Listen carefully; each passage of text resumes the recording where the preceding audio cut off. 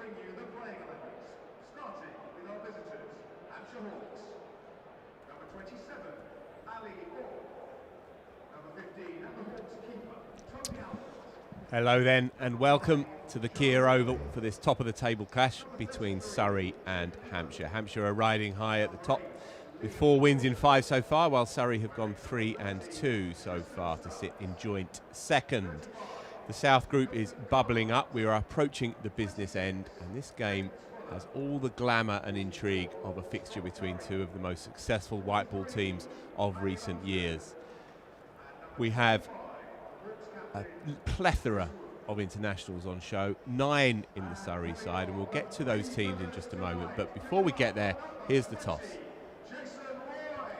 Thank you very much, Andy. Yes, I'm joined here in the middle by our 2 captains, of course, from Surrey, Sam Curran, and making a special guest appearance for Hampshire Hawks, Chris Wood. We've also got our umpires, Paul Baldwin, Nigel Long, and our match referee, Jason Swift. So we're all set for the toss. One special guest to introduce is Surrey superfan Harrison. Harrison's got the coin. He's going to toss it, and Chris is going to call. Heads. Heads is the call.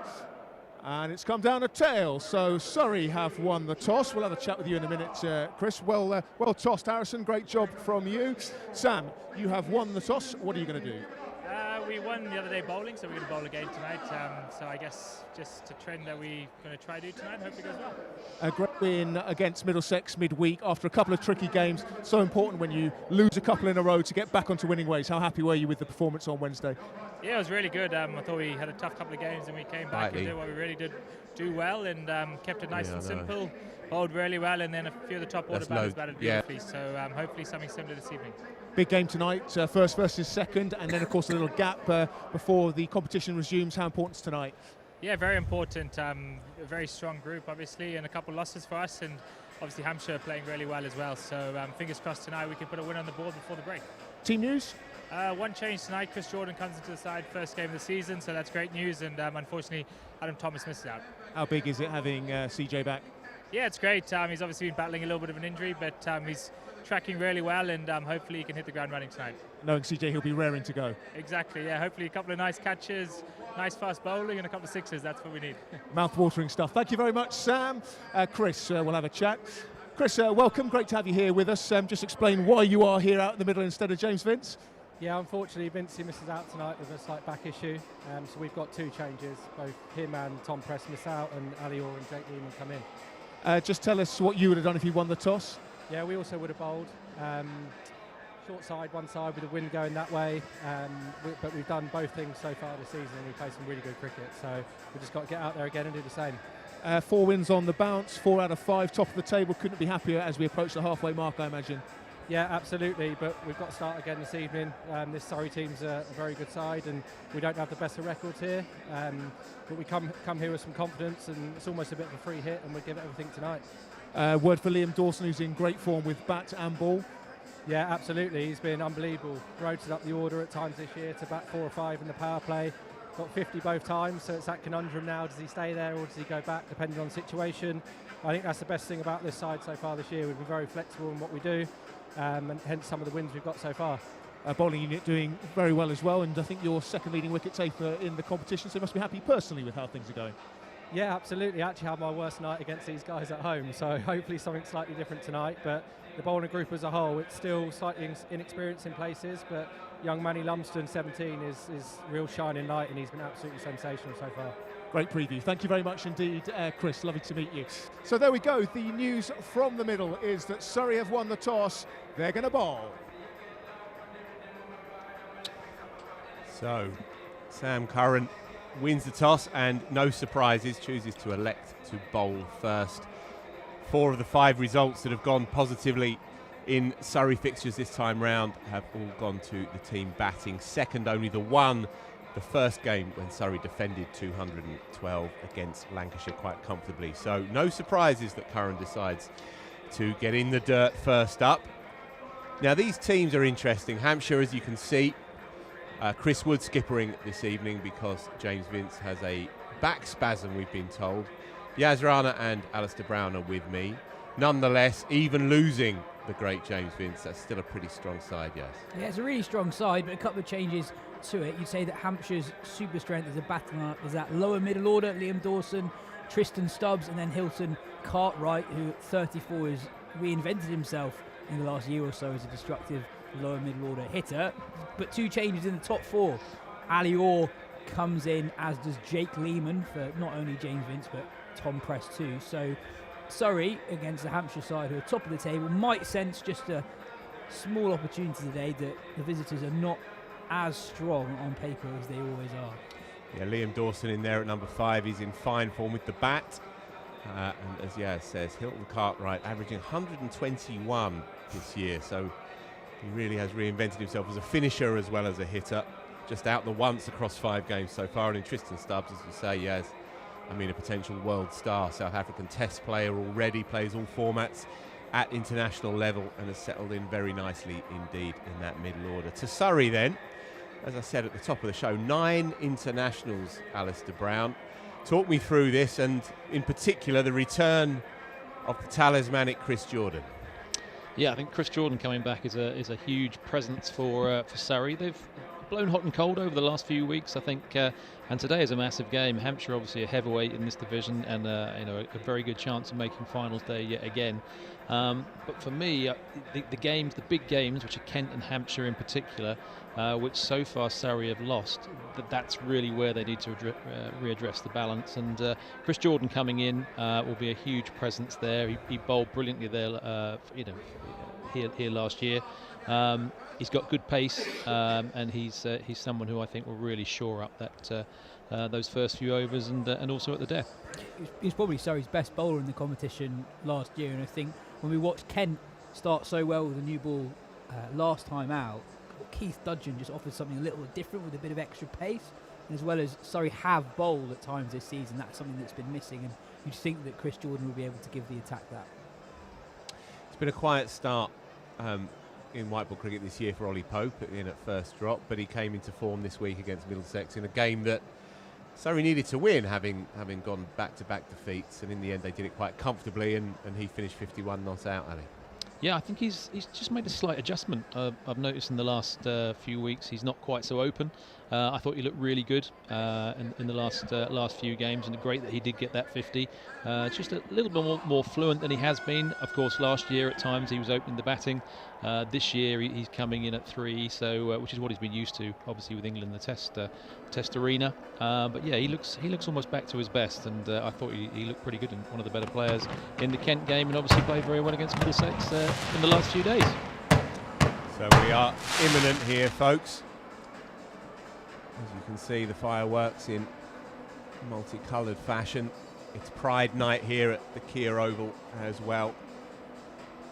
Producer John Surtees will be doing a fascinating interview at half-time. And this game really does promise so much. Perhaps the 2 most complete teams in the South Group, and Hampshire making the early running they have been, along with Somerset, the dominant white ball force in recent years. And even losing James Vince, they still have quality and depth all the way down. They will be getting us going with the bat. And I fancy it may be Reece Topley, who's really re-emerged this year, Yas. Played a couple of red ball games and looks better and better every time I see him. He looks lean and fit and is now sustaining his run week by week. Really good to see. You imagine that he may get us going from the pavilion end, but it's going to be Will Jacks actually to get us going from the Vauxhall end here as the smoke begins to clear from the fireworks. It's a bit dusty up here in the box, but a beautiful evening ahead.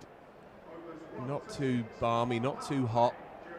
Weather set fair, and a Friday night crowd making its way to South London, and we will see the atmosphere bubbling away as the evening rolls on. So Will Jacks to the right-handed Toby Albert. He's going to be going round the wicket initially with a 5-4 leg side field and no coverage on the offside boundary.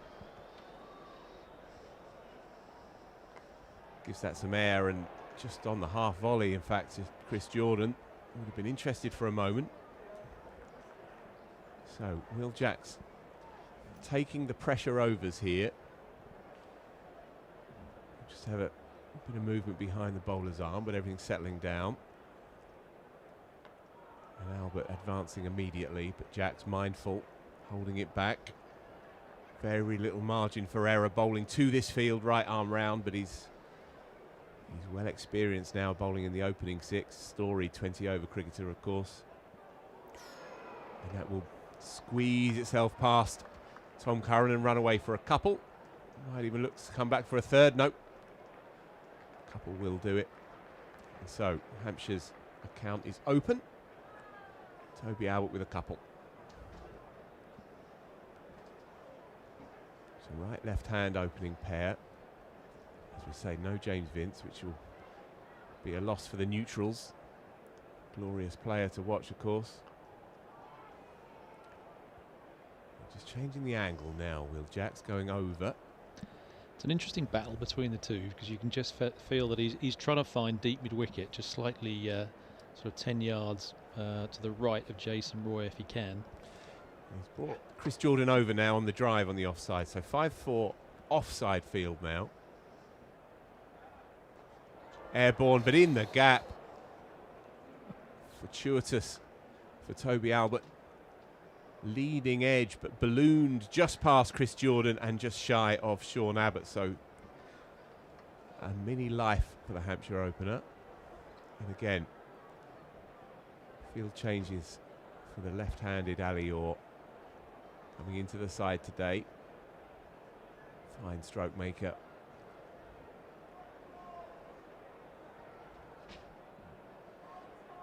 And again, similar field, no coverage on the offside boundary.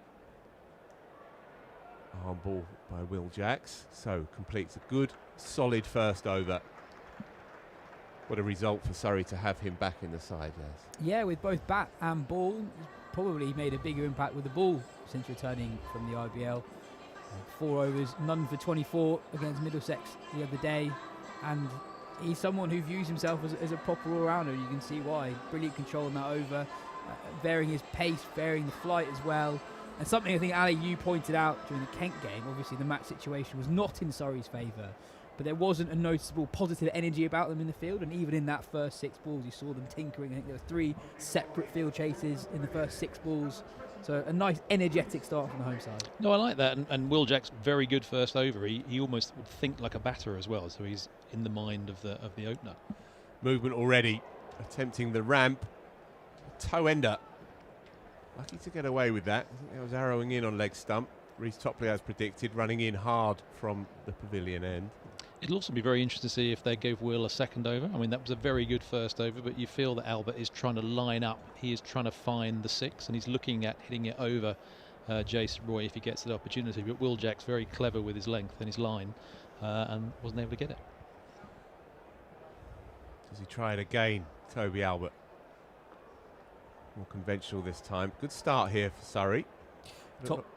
Toby's been brilliant for Surrey in the power play this competition. 5 games in, 8 wickets in the power play itself. And you feel that with Hampshire, no James Vince this time out. If you're just joining us, he's out with a back spasm. Albert's a big wicket, leading run scorer in the competition last year.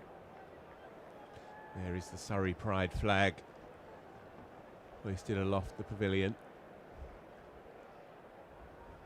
Give yourself room again. That will squeeze itself past Ollie Pope and Tom Curran, and so that will be the first boundary for, just off the pad. So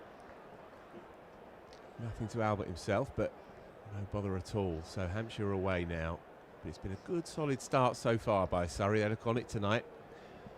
We remarked, Ali, didn't we, when we saw them just last Friday, that they looked a bit lethargic initially when they came out to field. They'd obviously underperformed with the bat, but they look on it tonight. Got a little bit of it. Couple perhaps come back for just comfortable enough with the 2. It's interesting with the field. Actually, you can sense from the way the field is set the line that he's looking to bowl. So he's looking to bolt outside the off stump, and that's why Albert is trying to get across. He's trying to get anything on it that he can to get behind square, and that's his boundary option. If it gets a bit fun on him, he might try the ramp over the top, but that's what he's trying to do.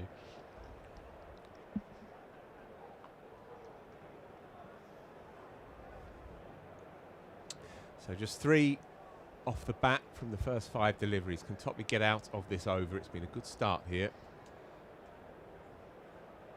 Would you ring the changes immediately, Ali, from the Vauxhall end, or would you give Will Jacks one more? Well, I think Will bowled really well. I just feel that if Albert is facing, he will be trying to get at least 1 boundary, potentially a 6. That's what he's lining up. If he can get 1 of those 6, if he can get his feet to the pitch of the ball, then you're looking at an over that's probably 10 or so. I think often it's good to get 1 over a spin in there because it makes the players play very positively at a time when they could have got out. The first ball could have gone to Chris Jordan. But I wouldn't myself, but having said that, he bowled it so well that you may well just go 1. You feel that Albert is a bit like a cat on a hot tin roof, isn't he? He really wants to get going, and actually the pressure is building for him because he really wants to get that solid start. And to this point, first couple of overs, I thought very good for Surrey. Yeah, well, Sam Curran is going to keep things busy here. His brother Tom is into the attack immediately from this end, and so just the 1 for Will Jacks. They'll be holding him back for the middle overs when the squeeze tends to be on. Left-handed Ali Orr to face up. No slip as things stand. There was one last ball of the over for Reece Topley, who's looking to get that angle away from the southpaw, but just a tight offside ring.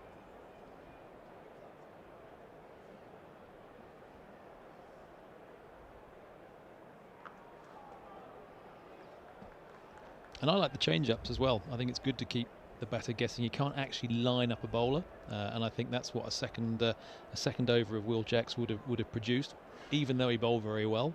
I think if a wicket goes down, you may well see Will come back on again for another over, and I think that's how it should be. But good captaincy from Sam at the start of the game, and it's been a very good start to this point. Yeah, loads of bowling options for Surrey today. 6 frontline bowling options. That's before you get to Dan Lawrence and Sam Curran, who's currently not bowling, so lots of options at Sam Curran's disposal. Airborne, Chris Jordan just eludes him. And it will run away for 4. If anyone was going to haul that in, it would have been Chris Jordan, one of the great outfielders. I wasn't far away from Jordan at all. When it came off the bat, I thought he was going to be in business there at mid-off. But in the end, Orr gets just enough on it. Doesn't time it, but 4 runs nonetheless. We'll get the great man loose, though. We'll be seeing him imminently. They've kept him back of Surrey. Of course, gets more of it this time, and that will go all the way. It's a glorious shot. Over, long on. Doesn't overhit. Keeps his shape. Goes against the angle. And gets a lot of it. So 10 from 2 now. Shackles broken, Ali Orr into his work. Cleaner strike from Orr for a young player who's really highly rated, but his time at Hampshire hasn't quite worked out just yet. His first appearance in the Blast this season.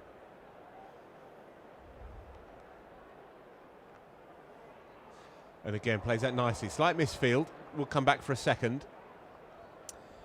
Yeah, for those unfamiliar with his story, broke into the Sussex team a few years ago. Brilliant record in the Championship, averaging about 40 during his time at Hove. Brilliant record in the One Day Cup too, averaging north of 50 in that competition. The struggle for opportunity at the utility bowl. Finds himself outside the side in the Championship. Back in the side for the first time this season in the Blast. Can't catch up with that one. Surprise bouncer. And just the right side as well, so a useful dot ball. Yeah, perhaps this is what he needs, just to free up the mind a little. Probably wasn't expected to be playing. James Vince played a couple of nights back. He's come in for Vince and started okay here.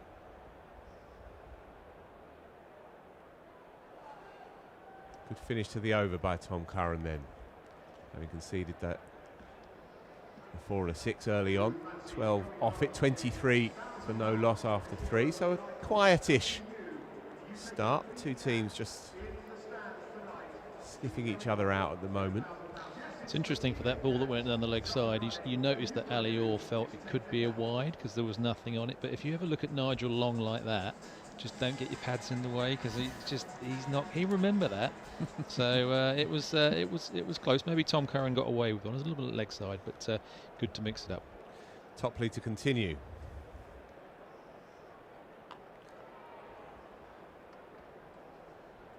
There's your first cuff of the day, Phil. That was a cloth for me. Yeah, a cloth. Yeah, just going back to Chris Jordan, I think every white ball game when we've come into the ground this year here in South London, he's always been warming up on one of the side pitches and bowling like the clappers.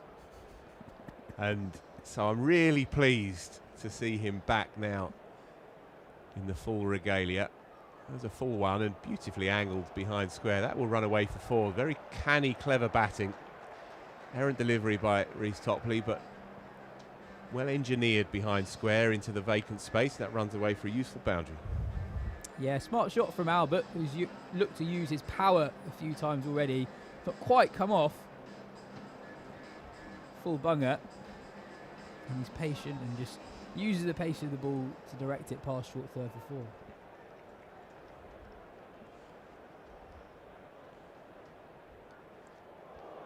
Well taken. It's flown.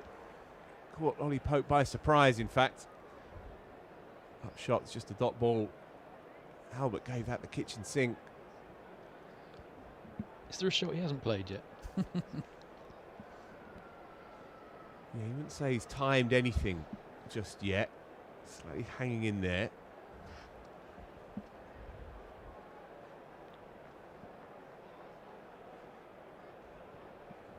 Where does Topley go now then? The wide-ish tempter straight to Will Jacks. Another useful dot joining them up here. 2 deliveries to go, just 8 from his first 10 deliveries. I think it's an excellent start from Surrey. I think the wicket's better than the one that certainly we saw here against Kent. I think it's just coming on a little bit more. I think a par score around about the 175, 180 mark. I think Surrey has started very well. That'll fly away and just shy on the bounce. But a useful boundary, not where he intended. I would say indeed 180 degrees in the opposite direction, but it doesn't matter a jot. I think given the volume of miss-hits and balls that haven't been fully timed, Hampshire done pretty well to get towards the end of the 4th over without losing a wicket.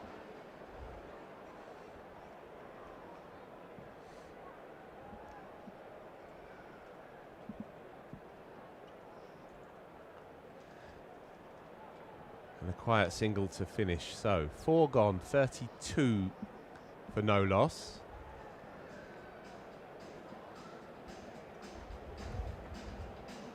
I think also the frantic nature of the way that Hampshire are playing indicates what they think a good score is. So, yeah, they might feel they're a little bit behind at the moment. Yeah, 2 teams just sizing each other up at the moment. It is, as we say, Surrey Pride night here at the Kia Oval, and that is Kat de Bras, Surrey CC's very own drag queen. See if you can spot her. Jordan Clark. It is. So, 3rd change bowler from the pavilion at the Vauxhall end, and he's got a bit of pace on that.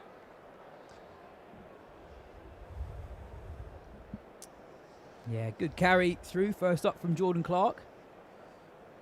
Albert still not really getting going. Hasn't really followed up his 2025 campaign. Would have been understandably very disappointed not to get 100 gig after his superb year in the Blast last year. Tries it again. Is that 3 or 4 times, Ali, that he's tried that shot? Yeah, Well, I like the way he's still playing it, but I mean, the fact that the ball's going through, you can see these last couple of balls, the ball's gone through, and that's indicative of a higher score as a pass score. And I think when you get a little bit behind the rate, so he's 15 off 18, he's trying to play catch up, and at times he's trying to overhit. Yeah. He just wants to get in front of the rate. Just needs to get a tickle on that. Doesn't need to give it the full works. I think that was a good option. Yeah. Getting to the other end and allowing Orr, who's started more convincingly, give him a bit more of the strike. He's just faced 8 of the first 27 deliveries so far.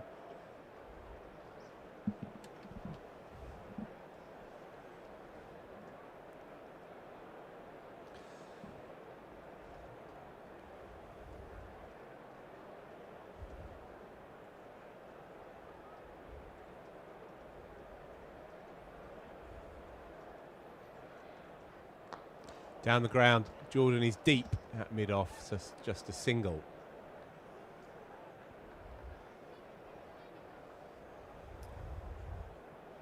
Hampshire, unlike most sides in the Blast, their power in the batting order is 5, 6, 7, maybe even number 8 with James Fuller there. Most Blast sides, you'd say their biggest hitters, most destructive players in the top order, so slightly different makeup to their top 7. Tries it again and gets it. And enough of it. That will run away. Well, full marks for effort. And he finally gets hold of one. Toby Albert on to 20. And a runner ball. And Hans 38 now for no loss in the 5th. I think you've got to respect him sticking to that plan, because he's tried that shot 4 or 5 times, hasn't played up. The shot's definitely on. I just think there's a lot of movement there. I think if he could just stay a little bit stiller, he just doesn't need very much of it. It's a good shot to Clark as well, who tends to bowl short of a length or fly it past your shoulder. It evades everybody. 5 wides. Very useful. Yeah, very useful indeed. I mean, just looking at the run rate on the screen has gone up by pretty much a full 1 with those 5 wides. And this over that started very well for Jordan Clark, just 2 runs from the first 4 deliveries. Now 11 of 5 legal ones.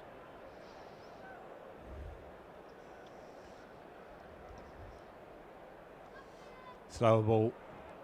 Albert alive to it. Touches it into the offside and will retain the strike. So Hampshire going okay here now. Bit of impetus into the innings, and as Yas rightly says, with that gun middle order, they can afford to pin their ears back now, these two.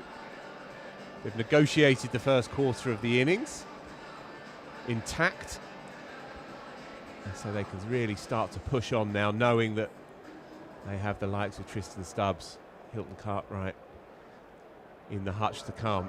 Looking forward to seeing Stubbs later on. He's one of the most exciting young players in the world game. He's in good nick as well. He started well this year. Have to bowl that again. Sean Abbott just into the attack. 5th bowler used. All of a sudden, Ali, Hampshire 45 without loss from 5, going at 9s. It's a pretty good start, and it's funny how quickly it can change. Oh, it has changed, but I still think pass score is quite decent. You know, I'd be looking north of 180 for a pass score. So the pitch is quicker than we've seen, and it looks very true. That'll beat the field as well. Lovely shot. Played late under the eyes. Interesting player, Toby Albert. He made a painstakingly slow 100, didn't he, early on in his career in red ball cricket. But they like him a lot, giving him the opener's berth. Quite a versatile young player. How slow is painstakingly slow, Phil? Oh, it was famously so. So 380 odd balls. It was a classic. 300 and plenty anyway.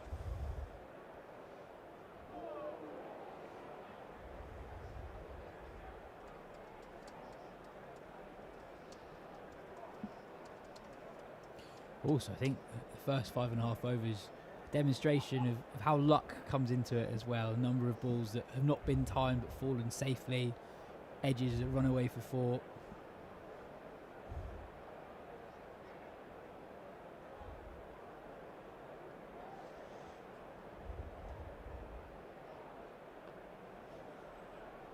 Bit of confusion initially.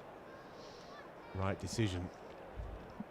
I think it's very much honours even, actually. I know they're no wicket down and just about approach 50, but you're quite right that it could easily have gone the other way. I don't feel that Albert is particularly fluent at the moment. You know, he's only just going at around about a run a ball. But Surrey won't be too disappointed with this, just a little bit loose over the last couple of overs, but I still think they're in a fair position.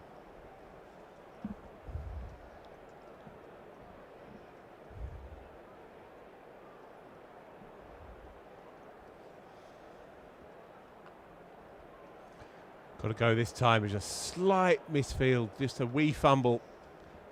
Jason Roy is a bit cranky with himself. There's half a chance there. Single brings up the 50 partnership for Hampshire. 40 runs off the bat, 10 extras, 4 leg byes and 6 wides. Actually, off the bat, Hampshire haven't really got going yet. It's 40 runs from, what, 33, 34 deliveries. Those 10 extras make such a difference this early into the game.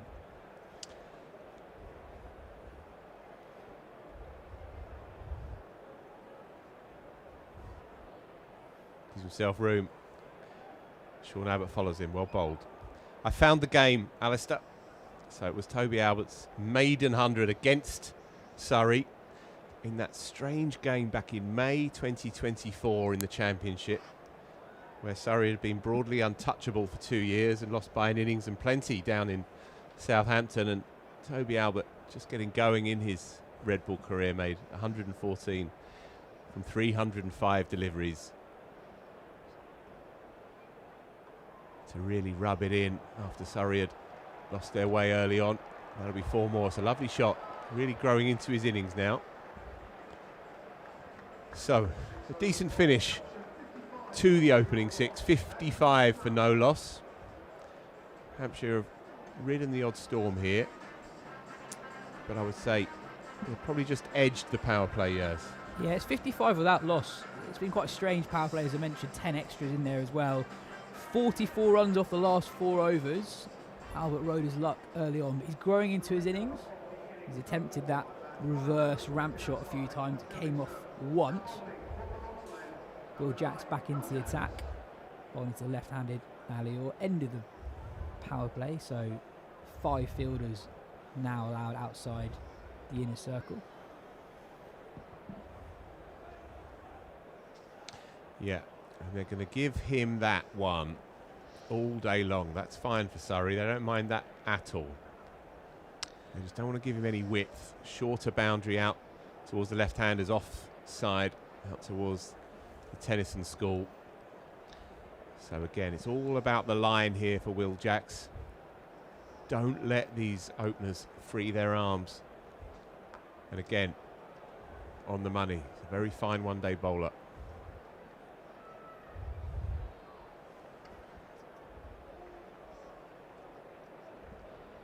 If I was looking for the Kia catch off Albert, I would be, I'd be wanting to be at wide long on, because I think that's where he wants to get to. Just off the pad, I fancy. Nigel Long, yeah, acknowledges the leg by. I would also say that Jason Roy is in quite close there at deep mid on. I wouldn't be quite that close. I know you want to be there for the 2, but. Yeah, but just to see if Albert takes him on. He's got about 8 yards behind him.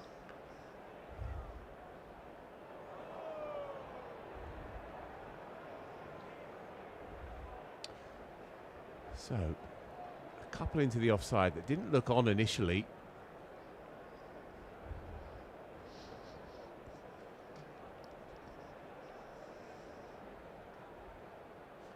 There is that width. But Chris Jordan at long off tidies up easily enough, and so just a lull in proceedings here. Both sides content enough to knock it around Surrey not trying to force the issue.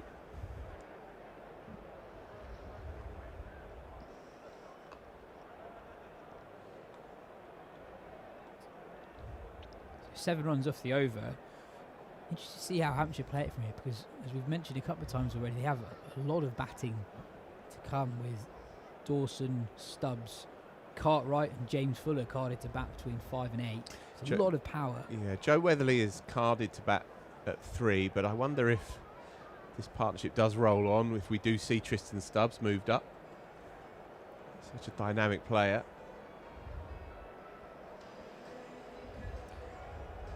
Here he is on for the first time this season. Chris Jordan into the attack from pavilion end. Regular viewers of the stream will remember just how good he was last season. Sorry, standout bowler in the competition.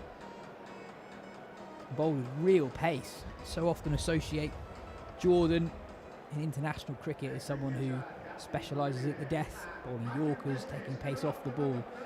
But last season he had a lot of success just by bowling fast and bowling back of a length, cramping players for room. Into his 38th year now. That's high, long and handsome. I think it may plug. Yeah. Just a couple then. Signalling intent. Got right under that one. Probably did middle it upwards.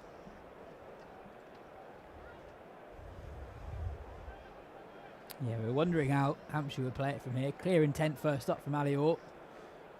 Mid-off up in the ring.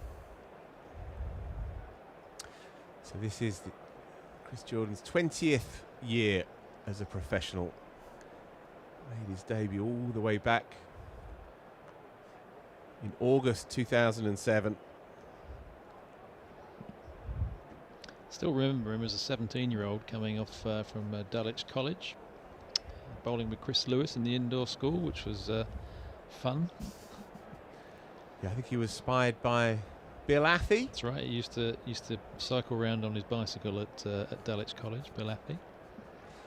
Yeah, Bill Athy was, I think, on a tour of Barbados and saw this hip young thing and had a word with the necessaries, and then Jordan picked up a scholarship. The rest is history. What a bowler, what a cricketer. Gives himself room, makes it, beautifully played. Just uses the pace. It's his go-to shot against fast bowling. And after getting one away a couple of overs ago, finds joy with it again.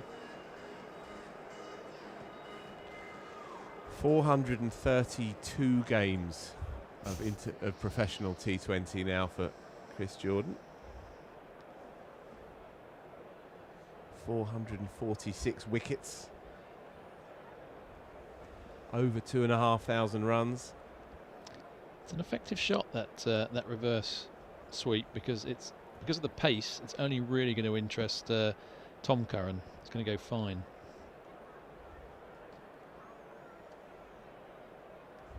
Yeah, clever batting. Happy just to drop it down behind square for a single. Toby Albert in good fettle now. Hampshire up to 70. News from north of the river. Gus Atkinson has his second, and England's third. New Zealand 36 for 3. Chasing 254. Will O'Rourke, the night watcher. Good to see from all angles, especially those from the Surrey perspective. Have to bowl that again, Chris Jordan, to see Jamie Smith make some good runs as well under pressure earlier. I thought he looked in great fettle, actually. Got a good one in the first innings. One of those that gets clipped up when you leave a straight one. You invite a certain kind of response. I thought he batted really well this afternoon. He only made 39, but context of this cricket match, what a pitch it's been at Lord's, it's really good for his confidence, I think. And Atkinson's looked fit and sharp, hasn't he? Punched hard down the ground, but long on will come into play. Yeah, really important day for both of them, actually. Atkinson picked up a wicket first up this morning, and I think in both innings he's bowled as fast as I've seen him bowled in a long time, regularly hitting 90 mph. We've described it on the stream for years, Phil.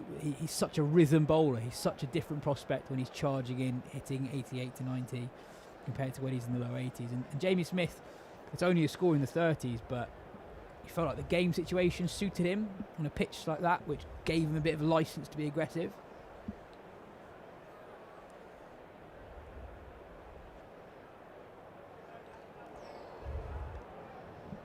So, good finish to the over for Chris Jordan, who sensed what was coming, banged it in, and whistled it past the left ear roll of Ali Orr. So 73 for no loss, 8 gone.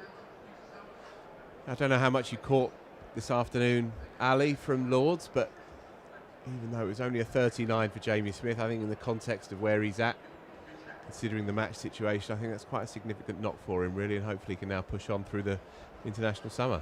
Yeah, I mean, 39 is worth almost double that on this wicket. I mean, I can't think many people are going to be steaming wickets going forward if you want a fifth day of a test match, but you might not even get a fourth day. So, yeah, I mean, I think he played very well, and, you know, it's obviously a huge score to get. Gone this time. Will Jacks deliberately holds it back. Toby Albert not there for it. Tries to chop it away. And all he can do is pick out backward point. So Surrey have had to wait a while, but Toby Albert now becomes their first scalp, and be interesting to see who comes out next. It's been a fun little battle between Will Jacks and Albert. There's a few times that Albert has looked to charge Jacks, and Jacks has been able to pull his length back,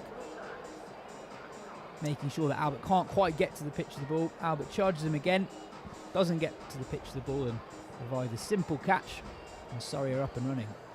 I think that really helps, though, Will Jacks as a very good batsman as well. I think it's easier as a bowler to actually know what the batter's trying to do, because he's trying to put probably himself in that position, because of course you are trying to get to the pitch of the ball and trying to loft it into the stands, and if you can get one away, then you're looking at least 10 and over. So I think he's bowled really well. He's hit a really good length. Albert came down quite a few times, never quite got there. And he's bowled very well on a wicket that is, you know, as I said, better than we've seen recently. So they have changed things around a little, but it's not Tristan Stubbs who's so lethal at the death of any innings. They've gone with Hilton Cartwright, the man in form. He's away already as well, nicely timed. As we say, coming into this one averaging 121 this year. Thanks very much. It's an interesting story because he's not a hugely well-known overseas player. Played 2 tests and 2 ODIs for Australia 9 years ago now, and came into the Hampshire side at the start of last season. Ooh. Into the outer, picking the man out, gone. A rather limp way to go, really, for Ali Orr. It's a long boundary out towards the gas holders. Sean Abbott is under the high ball, and he barely has to move. So suddenly, having cruised along, 2 down now for 74. Yeah, after a steady start from Hampshire, they'll have 2 new batters in the middle, 2 wickets and 3 balls from Will Jackson. Ali Orr trying to hit the ball over mid-wicket, hitting across the line, just doesn't really get hold of it. Yeah, I mean, it's a disappointing shot selection, to be honest. They've now got 2 at both ends open, which is great for Will Jacks. He's 2.5 overs in, he's 2 for 10, and he's going to find the next 9 balls. You find it quite easy to keep those runs down. I think Hampshire can't go, you know, over the next couple of 2 or 3 overs, they can't go big. I think Will's bowled brilliantly to this point, but that's a very disappointing shot selection, but a good one for Surrey. It's not a percentage shot, is it, Ali? Well, you know, you just want to let the new batsman come in, and to have both ends open is a huge plus for Surrey. Joe Weatherly it is then.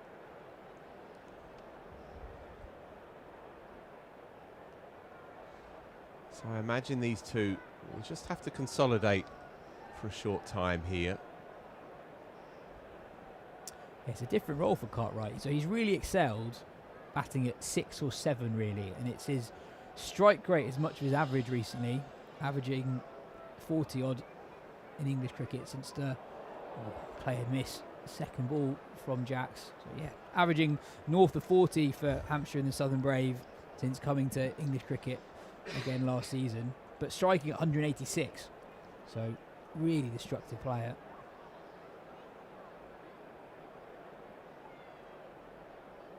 Flat one this time, picks it up beautifully.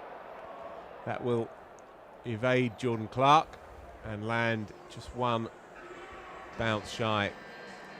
So a useful boundary. Cartwright, in the form of his life in white ball cricket, is away. Madness is blaring out on the PA system. It's Friday night here in South London and all is well. 79 for 2. 9 gone. This one bubbling up very nicely indeed. I actually wonder if the promotion of Cartwright is a follow-on from the thought that you had a few overs ago about how good this pitch is. It's an aggressive move to put someone like Cartwright up to number 3, to change from what they normally do, and that might be a recognition of par being a lot. Well, either that or someone's a bit frustrated he's got such a high average and think, well, we'll throw him in with about 12 overs to go, and that should bring it down. I mean, I was never a fan of averages, more of strike rates, but he's obviously in fantastic nick, and you want to get your best players and your best informed players in for as long as possible. Jordan, in again. Remarkable how he's maintained his pace over the years, yes. Sharp now as he was 10 years ago. It was the mark of his season last year. He was troubling lots of batters on the circuit with his pace. Players found it difficult to be aggressive against him. They were frequently late. And as I said, operating slightly differently to what he's done predominantly for England in T20 cricket and what he's done in the IPL. But he did so to great effect.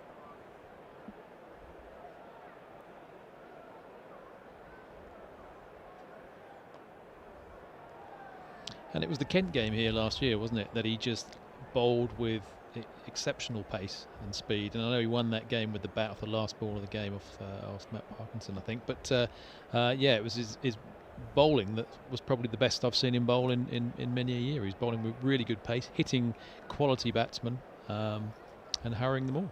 I've said it to you before, yes.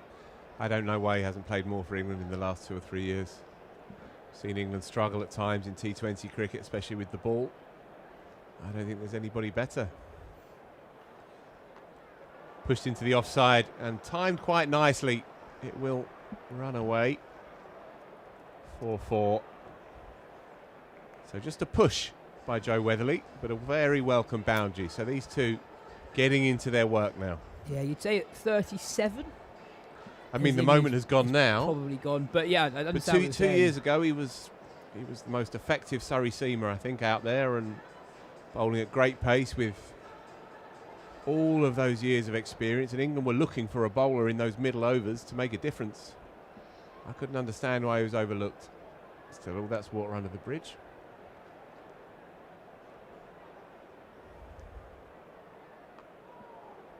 I think part of the issue was actually that he was pigeonholed as being a very specific type of bowler. Going hard. Close. Ooh.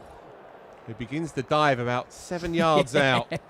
Spectacular dive by Joe Weatherly. In the end, he probably didn't need to, but it looked good.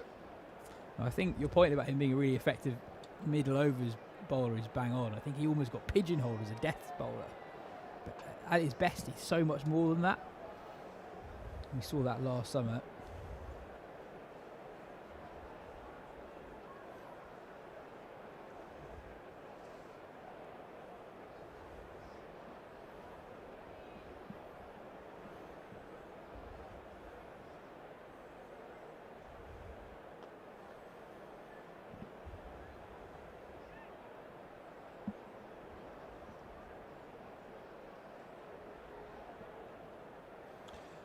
Crowd building all the time here. A few better places to be in London town on a Friday night.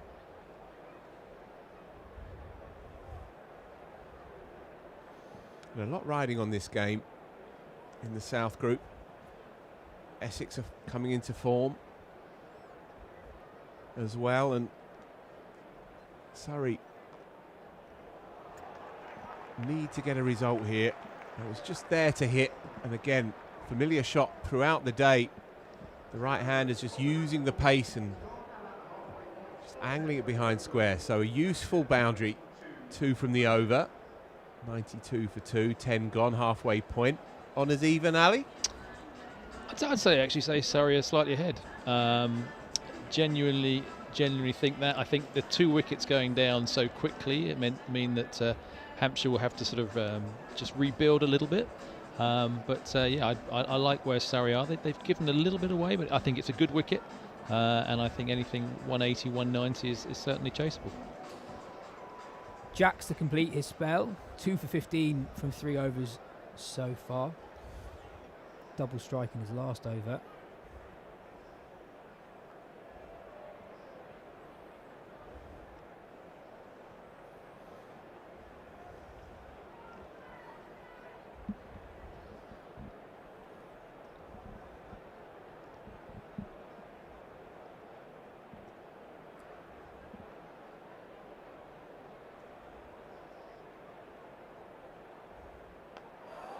Cartwright goes down the ground, and that comfortably clears long on. That's not far from joining us in the commentary box. That is an almighty blow straight. You know he's a destructive hitter, but that's one of the shots of the summer so far. Yeah, you should get more from that. That's we've seen quite a few balls that haven't been timed. That certainly was. He's got all of that. He's got a really good base, held his position well, and you felt that was not far off coming to us. Just touch on what you were saying there, Phil. I think what makes this such a big game is that I think there are 4 in this group, and 2 from 4 are likely to will go through at the top. But you're looking at Hampshire, Kent, Essex, and Surrey, I think, and they're all very strong. I think Middlesex, are behind that, and Sussex. Not saying they're out of the equation, maybe as much as Middlesex are, but you would expect the top 2 to come from those 4, and then you have to finish third and be in terms of points to be qualifying for the quarterfinals. Meanwhile, we've got one of those moments, haven't we, as when a storied international cricketer is under some covers, crawling along, trying to find a cricket ball. It's great camera work. This is something that we don't often see. Left a bit. Yeah, going back to what you were saying though, Ali, it's the top 2 definitely go through, and then it's the top 2 of the 3 third place finishers. At the moment, the South third place team's looking okay. If you look at net run rate, for whatever reason, the South group's going well there. I was looking at some of because obviously you play Surrey play Lancashire here, and there's an away game. I was looking at what some of the teams have got left. I think Northants, who are doing very well in their group, that's one of the games that one of the top teams has got. There are some decent sides. It's not like they're freebies when they go away, so it's quite interesting, these head-to-heads. They've lost the ball, so this is a replacement ball. The truth is out there under a Kia cover.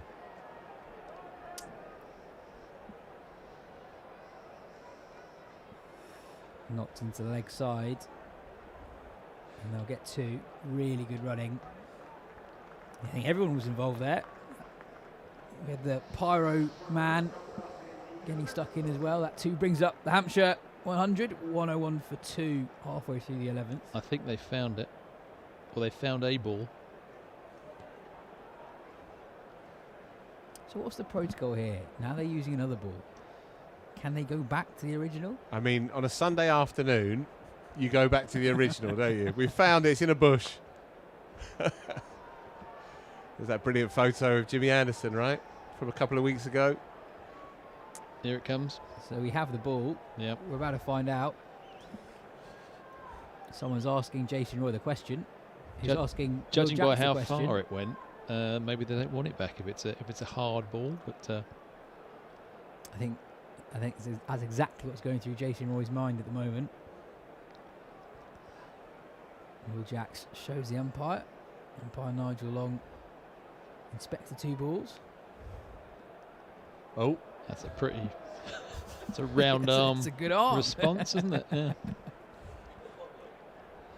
It's all going off here.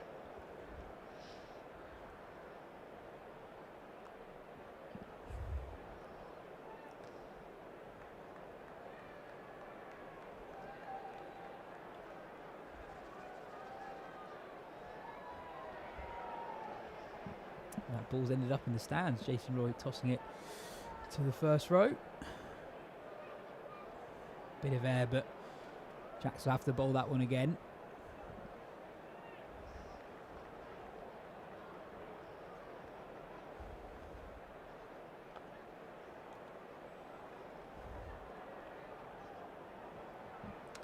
And that will be 2. Another very useful over for Hampshire, following 13 in the last one. That's the end of Will Jacks' spell. 4 overs, 2 for 29, but 14 from his final over. So this partnership has started nicely. Jay Roy's had a good moment. He's just handed that replacement ball over to the lads, and look at that, scrapping for their lives. Oh, what a generous gesture. They're all getting to touch it.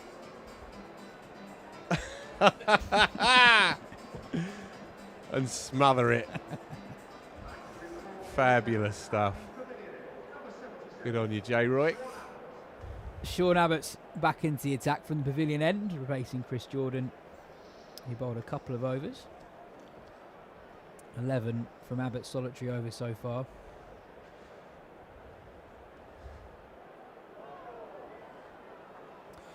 Another wide. Extras building up for Surrey. 14 in 11 overs so far, 9 of them wides. These are the things that can make a difference. One of the things that we said Kent did so well last week is how disciplined they were with the ball as 1 extra. Yeah, 1 wide, wasn't it? And that was above shoulder height.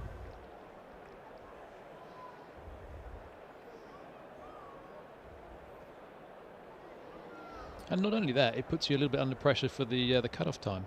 You know, if you've got 5 or 6 wide, suddenly you're just pushing for that. You know, do you have to have another fielder come in the last over or something like that? So that all comes into play as well. Yeah, Surrey have 33 minutes remaining to get to the start of that last over. I'd have to go some.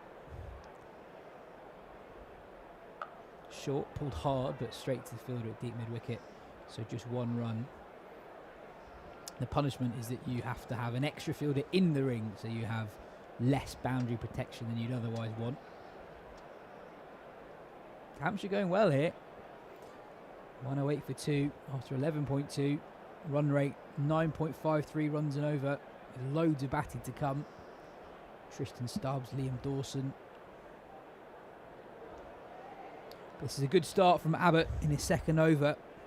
Just 1 run off the bat and that wide in his first 3 legal deliveries after a couple of expensive overs from Hampshire.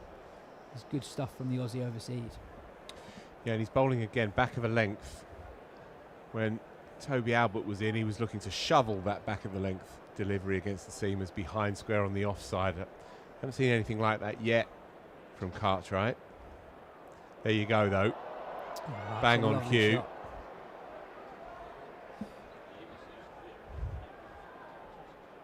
Looks to use the pace and just deflect it over short third, but Abbott taking pace off the ball means that the ball just runs away for 2 rather than 4.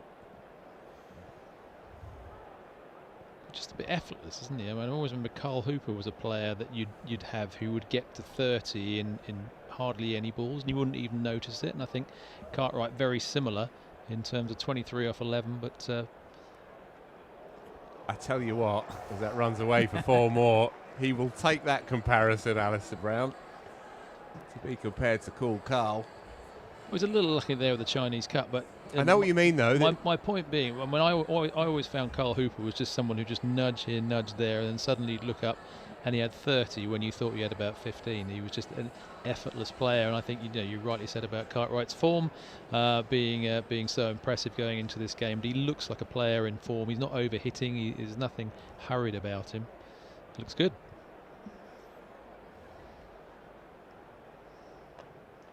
That'll be 4 more. Mid-off's up. Full delivery from Abbott. And Cartwright gets enough on it to get the ball past mid-off, so another boundary. And another very decent over for the visitors. 12 runs from it. Yeah. Strange ending, really, for Sean Abbott to go full, but it ends up being a long full toss with no mid-off. So next week, it's the second test match, kicks off on Wednesday, 17th of June. England, New Zealand. There is still a few tickets available, a very limited number. But if you want to get involved, go to tickets.surreycricket.com on the Kia Oval website. There are a few still kicking around, as well as a few more tickets for the ODI in late September, 27th, that is, for the visit of Sri Lanka. Tom Curran back into the attack, just a 1 over so far. 12 runs off it in the power play. I think after what we've seen over the first 2 days at Lord's, Phil. Get your first couple of tickets. first couple of days. Different track south of the river, though. Different wicket. Yeah, it's been all go. I have to say, though, sure, it's not an ideal track for Test cricket, and some of these deliveries have been slightly farcical. But having watched 4 months of the T20 World Cup and the IPL and the PSL, Cartwright uses the pace of the ball, and it's 6. What a start this has been from Hilton Cartwright. He's raced to 37 off 14 deliveries. That innings run rate for Hampshire now more than 10 runs and over. 1-2-5 for 2 after 12.2. I've enjoyed this innings very much because it has the aura of a player who's almost as confused as we are by him being in the form of his life. And no matter what he tries, it works. Even when he miscues a cover drive, it goes past his leg stump for 4. The 6 he hit up here to lose the ball was almost comically effortless. Buzzers. There you go, another one. Thanks very much. Not just an extra run, but it ensures that Cartwright's back on strike. And I think that's indicative of Surrey actually thinking that the momentum is changing.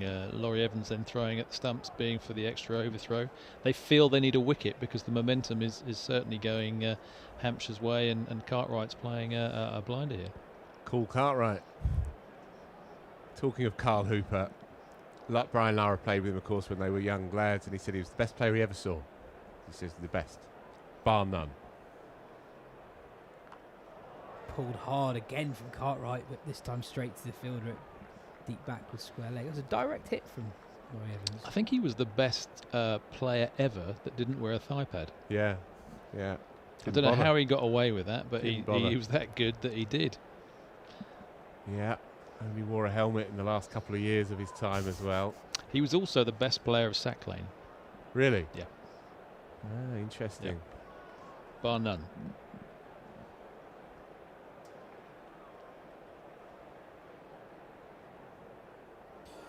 I'd say actually with Jake Lehman coming in here, I'd say that Darren Lehman was the best player of Murali. He used to, when everyone said, "Oh, Murali, how do you play him?" and there were various ways of that people would do that. Darren Lehman at Yorkshire, he used to just say, I want to take him on, and he did. He's a very good player at a time when people weren't quite sure how to play Murali.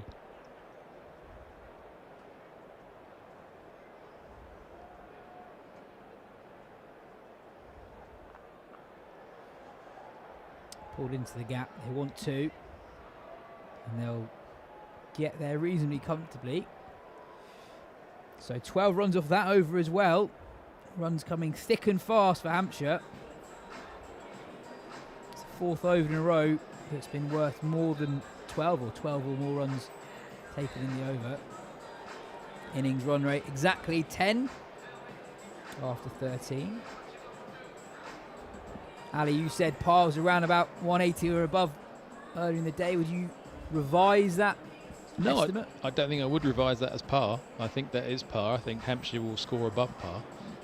But it's Cartwright's knock 40 off 16, which has really changed the momentum. And with only 2 wickets down, I think they've got a great base to get comfortably above that. Topley on from the pavilion end. Pulled. Oh, well taken. It's a big moment. Cartwright, who's been so dangerous, 40 off 17. Superbly caught on the deep mid-wicket boundary by Sean Abbott. Had to be aware of where his feet were, where the boundary rope was. Very smart catch. That is a huge wicket for Surrey. I thought he played beautiful innings. He's only a foot away from getting another maximum. He'd be very disappointed with that, with the form that he's in. His average will have halved, but an excellent innings and put Hampshire in a fantastic position. Yeah, brilliant knock. Nonchalant, really. 17 balls for 40. But now it is Tristan Stubbs. Scene is set for him. Yeah, as you say, Yas, it was a tidy catch. Very good indeed. Not a bad man to have coming in at number 5. Tristan Stubbs, IPL and South Africa superstar. Ever present these days for the Delhi Capitals. Coming in at 5. With a pretty handy platform to start on. 130 for 3 at the start of the 14th over. Slightly different field for Stubbs. There's no deep mid-wicket.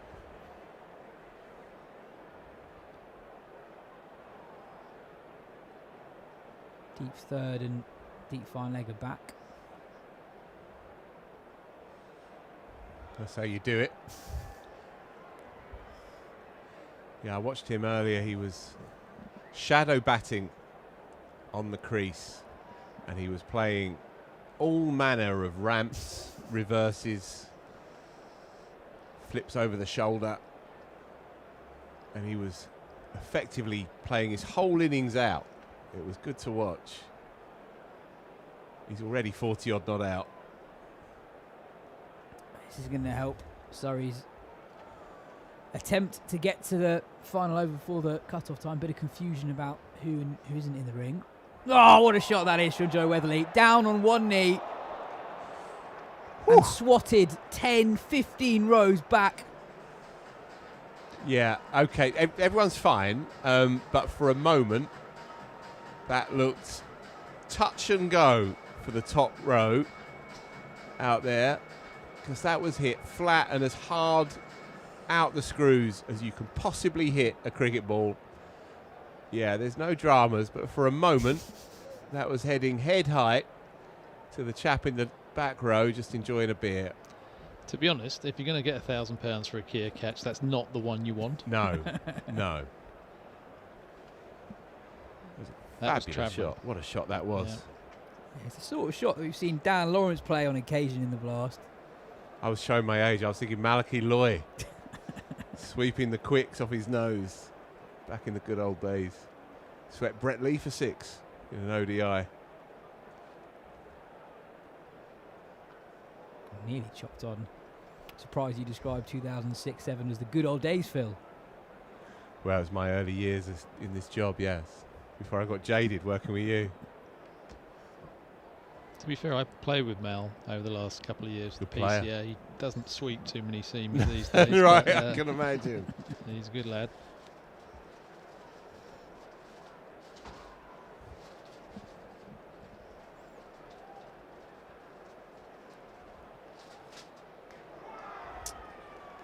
Another dot ball to finish an eventful over. It's a good one for Surrey despite that extraordinary shot from Weatherly. 8 runs from it and the wicket of Hilton Cartwright. Really important couple of overs actually, I think, coming up. Hampshire just slightly ahead of par, I think, at the moment. But the next couple of overs, if Surrey can keep those to 8 and over, I think it'll be still fairly even. Here is that 6 again, Yas. Oh, if you please. It's an amazing shot. I undersold it with the description of it being 10 or 15 rows back. Clark back on, pace off, chipped into the leg side. Weatherly gets the other end. Double header this, of course. Hampshire hit back here on Sunday. They're going to be sick of each other. They have a day off tomorrow, and then Surrey host Hampshire in the Championship. Vital game for both sides. Hampshire rooted to the bottom of the Division 1 table. Surrey really yet to get going in the Championship, this season. Yeah, really big game for both clubs. Not like the good old days, though, Yas, is it? I mean, you know, they've got a day off between the 1 day and the 4 day. I mean, back when Phil was in his prime, you know, if you go back there, we used to... I'm in my prime, don't worry about that. We used to play 3 days, and then we'd have a 1 dayer in the middle and play the 4th day after the 1 dayer. We'd just scuff up the wicket if you had a spinner. When were the good old days? Sorrybroadcast@gmail.com. Get in touch.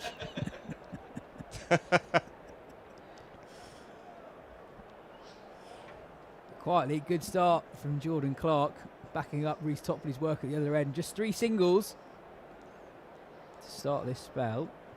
Yeah, we used to have a coconut matting would be on the main wicket for the 1 day game, so you couldn't actually get on it really.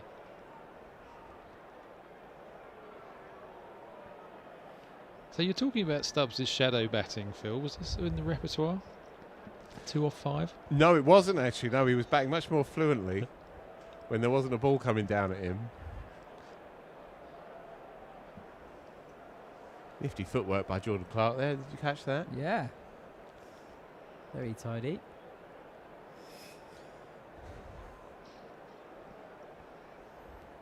We don't talk football in the box, do we, Ali?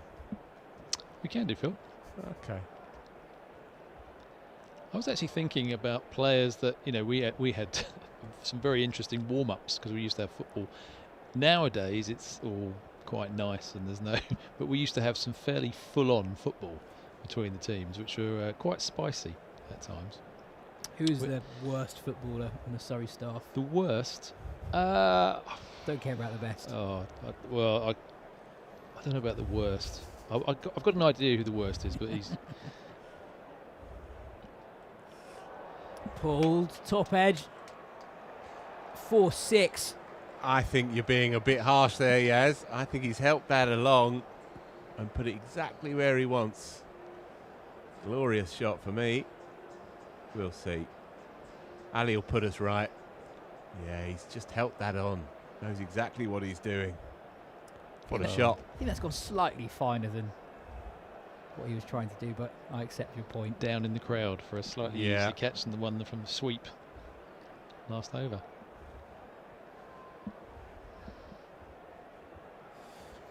$11 off that Jordan Clark over. Hampshire 149 for 3 with 5 remaining. I'll tell you what we did have in our football. We had Sack Lane. He was so important to us that actually we had the old football shirt on for him. Talking of which, make them on sale in the shop. You check out all the latest Surrey stash in the Surrey online shop. Some lovely stuff in there, including replica shirts and training gear and some great Surrey tees and caps. As discussed during Surrey's last home game, they've also got the Surrey Football Club shirt, which I purchased earlier in the season. Sibley on the back. Sibley 45 on the back. So that was Sheffield Wednesday. I mean, Sack Lane had the Man United one on with Peckham. He was David Peckham. Class. And you weren't allowed to touch him. If you touched him, Adam would have had you in a chokehold and you wouldn't have made the 4-day game. Too precious. Yeah. Brilliant. Right, Abbott into the attack now.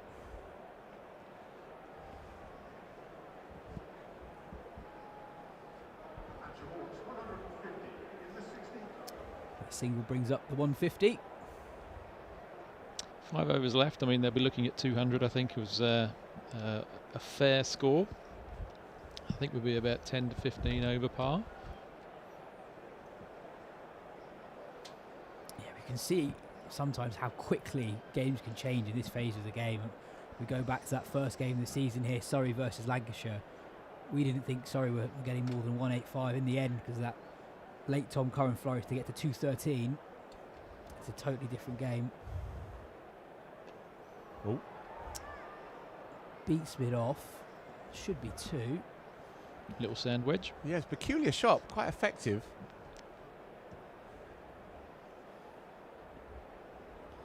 Still a lot of batting to come. Jake Lehman, Liam Dawson, James Fuller. The really exciting Hampshire bowling attack too, alongside the stalwarts.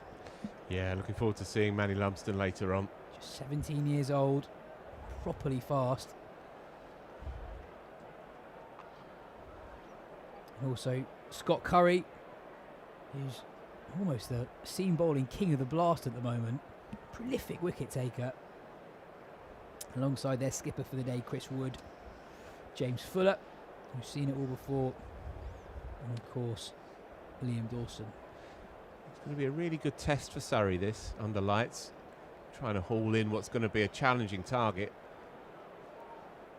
Because the games they've played this year, there's not been too many real tight ones. They've either been a blowout one way or the other. Oh, it's a wonderful shot from Weatherly. It's a one bounce four, using the pace on offer from Abbott, a bit of width, and directing the ball into the vacant deep third area. It's a beautiful shot, yes. It's a beautiful shot. It's entirely deliberate. He holds his hands back, opens the face, lets it run off it. Beautiful batting. Really important hand this is from Weatherly. 32 off 19 in the middle order. Came to middle after Hampshire lost 2 wickets and 3 balls. Run out Charles Taps. No. I think he would have been gone, you know. Yeah, Weatherly put his arm up, apologising for the call. It's another very handy over from Hampshire. 10 off it with the ball remaining.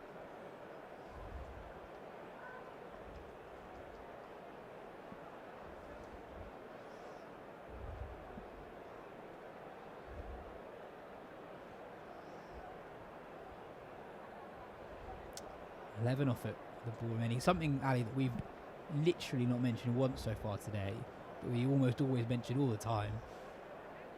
Boundary dimensions. There isn't really a particularly short side of the grass. Sure, it's not exactly even the whole way round, but so often in the blast, with strips used a long way one way or the other, that is something that almost dominates the tactics of the game. No, I think it's a very fair boundary size. I think it's a really good boundary size, and I think what will be important for Surrey is the first for the power play.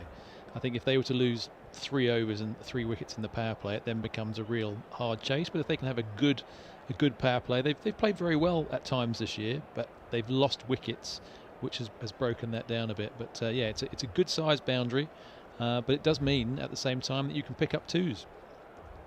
So it's not all about just 4 and 6 hitting. 12 wides for Surrey so far this innings. Chipped in the offside for a single. Hampshire 1-6-2 for 3 with 4 overs remaining. 13 runs off that over.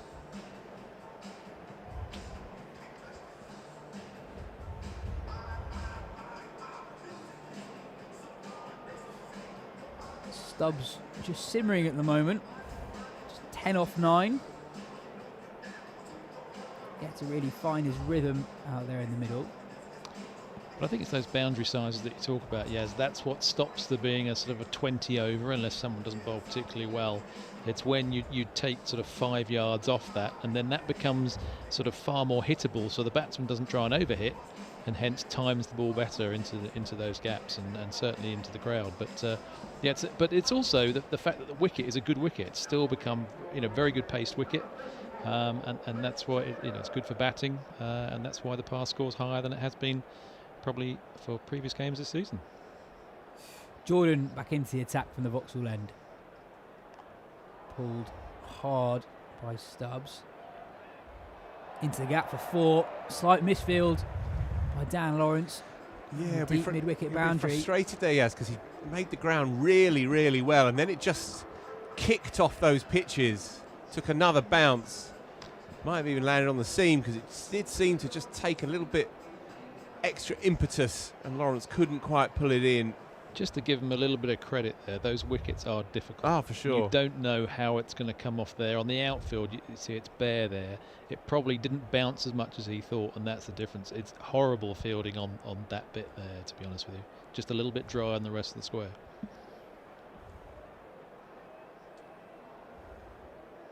It's exactly the sort of delivery that Jordan had a lot of success with last season. Yeah, just look at the replay of that before. Phil, you're absolutely right. It's that final bounce of the ball where it just skids on a little bit, and as Ali says, perhaps doesn't bounce quite as much. You just can't trust it. That's the thing. You're thinking, is it going to land on a green bit? Is it going to land on a dry bit? And you're preempting what it will be, and it doesn't all at that sort of pace and diving. It makes it difficult. Chris Jordan running back to his mark after that previous delivery. Surrey 11 minutes until the cut-off time, with 2.4 overs yet to bowl. Pull behind square. It's another 4 via another Dan Lawrence misfield. Not going Surrey's way at the moment. No, it's running away from them just at the minute. They need to win, you feel, this last passage. If the next period of play is dominated by Hampshire, then you feel like with the pressure of this top of the table clash, it will take one hell of a chase, really. So they have to try and edge these last 3 and a bit overs to Surrey, because at the moment all the momentum is with Hampshire. Then keep them to 205. Then they'll probably take that at this stage. It feels across the whole innings, Hampshire's run rate has been maybe a full run per over higher than you almost feel like it should be. If you factor in the wide, you factor in the misfield, you factor in the mishits that have landed safely, they've ended up in an amazing position with 3.2 overs remaining. I think it's the wides give momentum as well, because actually, you know, they're the 5 wides they had at one stage, and like you said, at the time, the five overs in, that run rate climbed a whole one, didn't it? So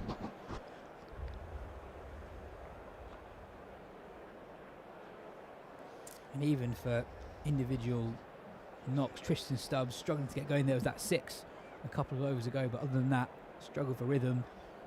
That boundary gets his strike rate up, alleviates a bit of pressure, gets him ahead in the over as well. Another double figures over here, 11 off it with 1 remaining. His partnership now worth 43.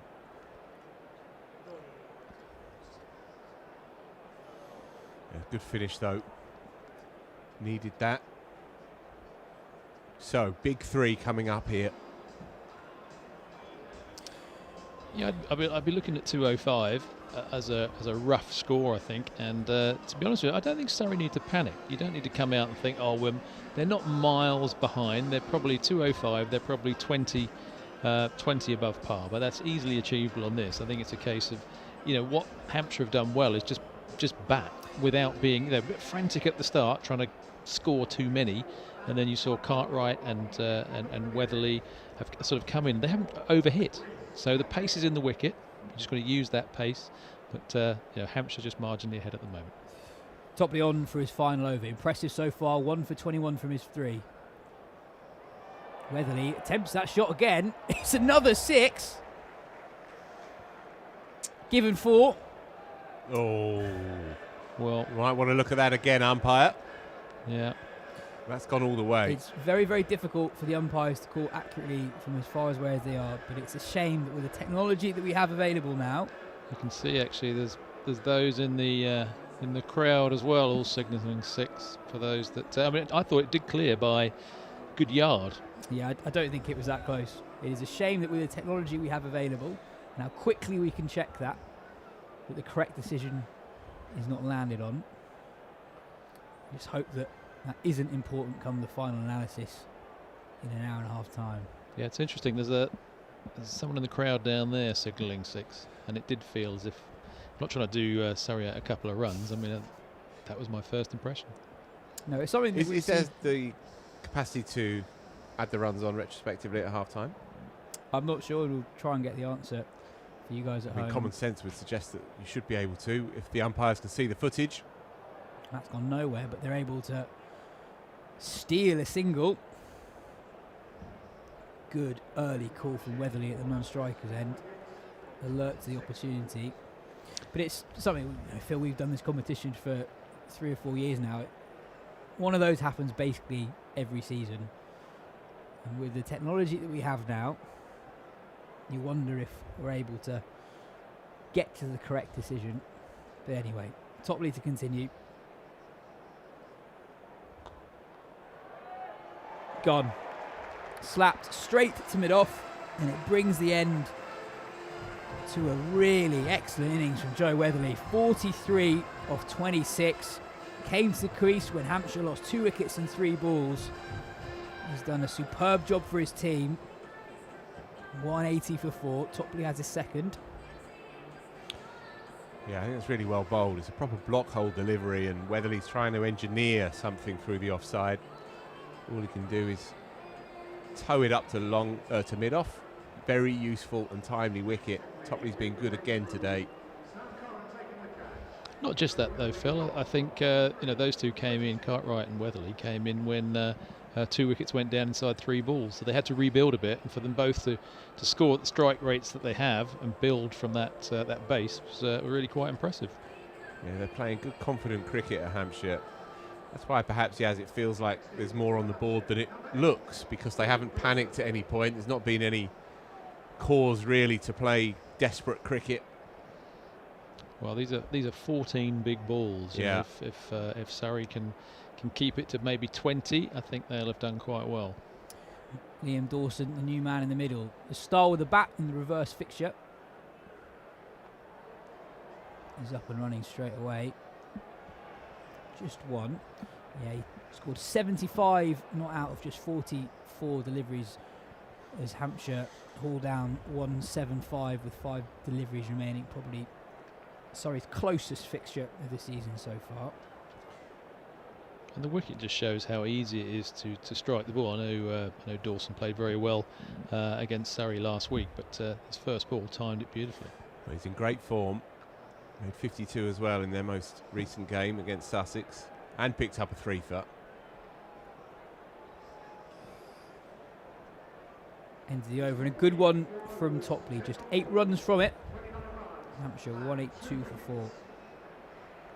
Yeah, Dawson, of course, recently retired from first-class cricket, specialising on the white ball stuff.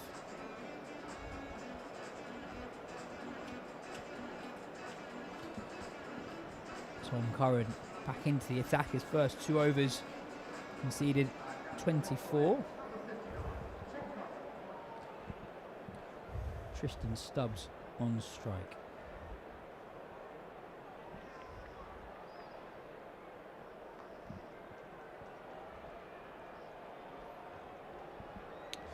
Quite becalmed, doesn't he, Tristan Stubbs? Yeah, I think both you and Ali have touched on it. Hampshire haven't really panicked or overhit at any point in their innings, maybe with the exception of Albert first up in the power play. It's a thing that modern T20 players say all the time, that you're only ever a couple of balls away from catching up. And Stubbs will back himself to be the most important Hampshire man at this phase of the innings. And he wants to be there. It's another wide. Wide number 13. Really starting to hurt Surrey. Curran jogging back to the top of his mark. 3 minutes until the cut-off. I think they're going to struggle.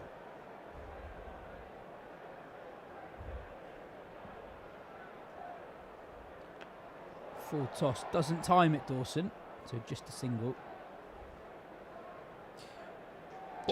Just touch on Reece Topley there. I thought he bowled very well for his 4 overs. He's like a tall Roy Kent, isn't he? He's you could see him in Ted Lasso, but 2 for 29. I think he's bowled very nicely on this wicket. Those are good figures on what essentially is a good wicket. Hit firmly down the ground. Just a single. Good work from Roy to get around to the ball quickly. A lot of ground to cover. Yeah, I was surprised at that. Thought they could have scampered back for a couple. But again, further example, they just don't panic. They just back themselves. A team that's effectively forgotten how to lose. 4 on the bounce coming into this one. Pulled. Will Jacks underneath it. Takes a simple catch. Dawson departs for 2. Tom Curran strikes. But also, it's a quietly good over for Surrey this so far. 4 runs off the first 4 legal deliveries, Phil. Yeah, we said 3 overs to go. Surrey had to win that final chunk of this innings, and they're doing it so far. can't let up though. 8 deliveries still to bowl. What a boon it would be if they can keep it under 200, and they're looking favourites now to do so. Liam Dawson will be regretting not scampering back for that second. Well, he did turn like the QE2, to be fair, so he probably wanted the strike, but fairly easy catch for Will Jacks in the deep.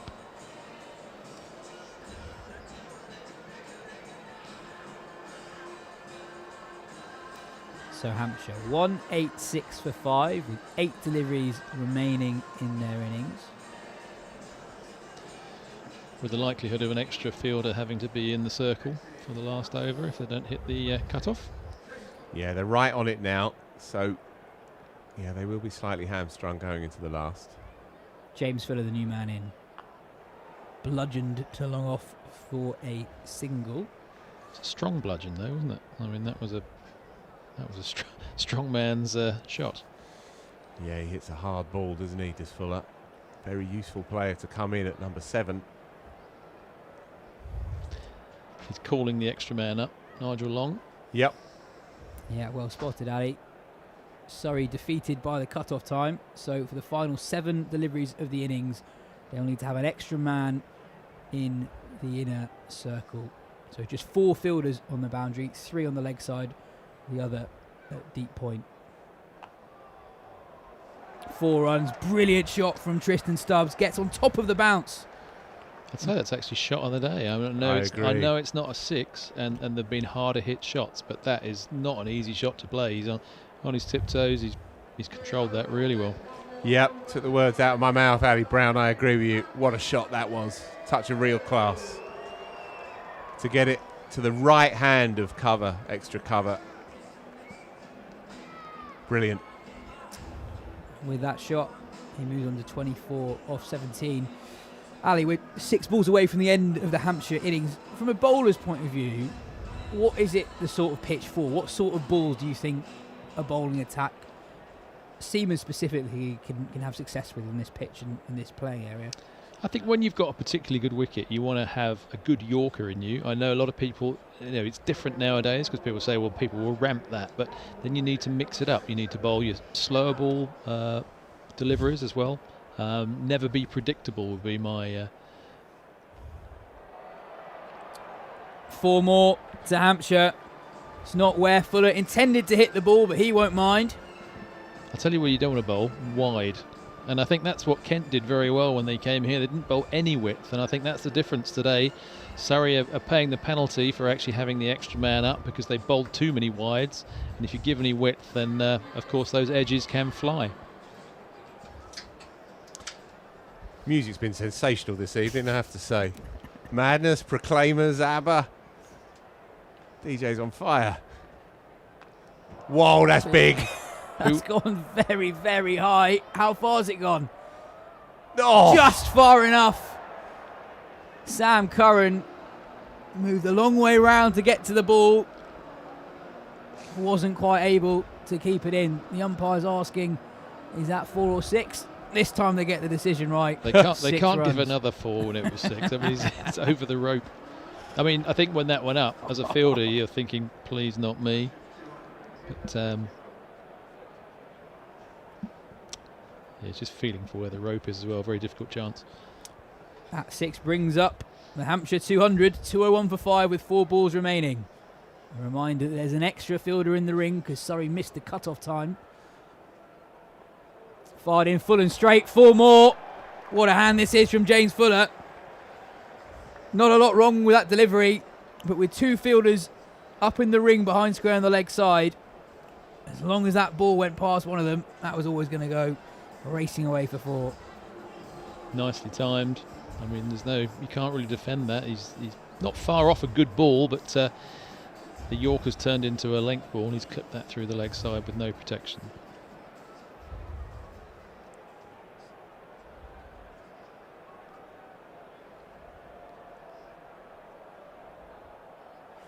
And another wide. Surrey's execution today with the ball. He has clutched his hamstring, hasn't he? Yeah, a couple of times. That's not the first time he's done that. So whether he's just feeling something. Definitely is. Yeah, it's been hard yakka for Sean Abbott tonight. It's not just the holding of it, it's the way he's tightened up. I mean, it's not as if Surrey haven't got quite a few injuries at the moment. Yeah, he's got 3 deliveries to get through here, and he's just having a chat with Sam Curran. I wonder if they are... Yeah, they're changing... In fact, they're changing the field around. So they're moving Jordan Clark out to deep backward square. 3 men on the leg side boundary. Hit hard down the ground. Doesn't quite get the distance on it. Long on. Charging in. Can't quite get to it. But they do pick up 2. So Fuller retains the strike. Slightly odd dynamic here where James Fuller, storied county cricketer, sure, is he's the 4-man. So despite Tristan Stubbs, IPL superstar at the other end, Fuller's the guy who's doing the business at the moment. Yeah. Just a replay of that previous delivery from Abbott where he clutched his hamstring in obvious discomfort. Well bowled from Abbott in the block hole. Yeah, he's having to dig deep here. You can see he's running in gingerly. Just 1 more to get through. 209 then. Going to take some chasing. Surrey scored 213 in the first evening of the season against Lancashire. So they've got recent memory of putting up a total in that region in the bank. I'd say chaseable, but they've got to bat well. It's probably 20 above par and whatever this goes for, but... Final delivery of the innings, Sean Abbott into Tristan Stubbs. That's gone miles. That may well be the biggest hit of the lot. That's gone into the second tier of the SSE Energy Solution stand. And Tristan Stubbs, who took a while to get going in his innings, finishes with a bang. And it means that Hampshire will be defending 215. Just have a look at this shot from Tristan Stubbs. Ali Brown, can you hit the ball much cleaner than that? Just watch Jason Roy. Yeah, he's already walked, isn't he? He didn't even look. Yeah. He just walked off. I saw that. If you can, I don't know whether you see him here. Let's look he again. knows if he's down here somewhere, he knows that has gone a fair way. Anyway, good finish for Hampshire. Strong score, 215 for 5. Thought they played well throughout, but yeah, Surrey will rue those wides, those extras.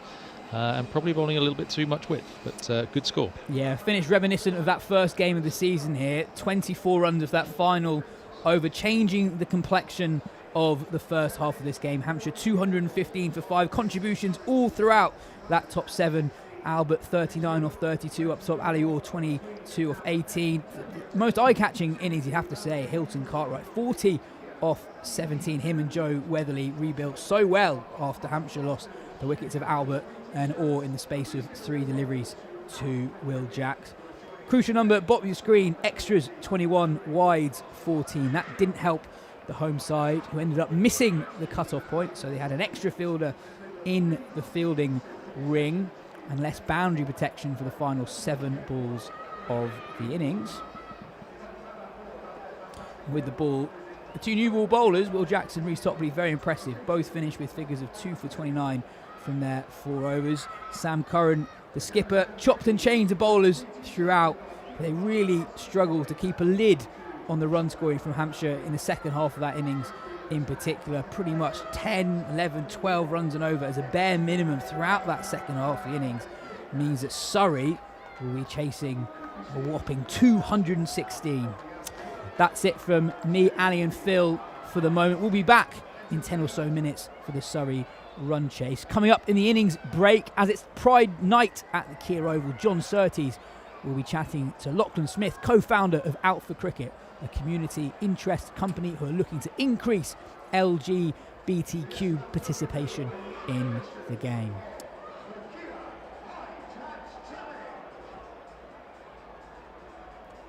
Thanks so much, Yas. So Lachlan Smith is with us. Lachlan, as Yas just pointed out, is the founder of Out for Cricket, who are an amazing community interest company. It's looking to increase LGBTQ participation in cricket. Lachlan, welcome. Thank you. Great to be here. Yeah, excited to have you here on an amazing night here at the Kia Oval. So, Lachlan, what is firstly Out for Cricket, and what are your goals? Yeah. So, first and foremost, so as we juggle around here.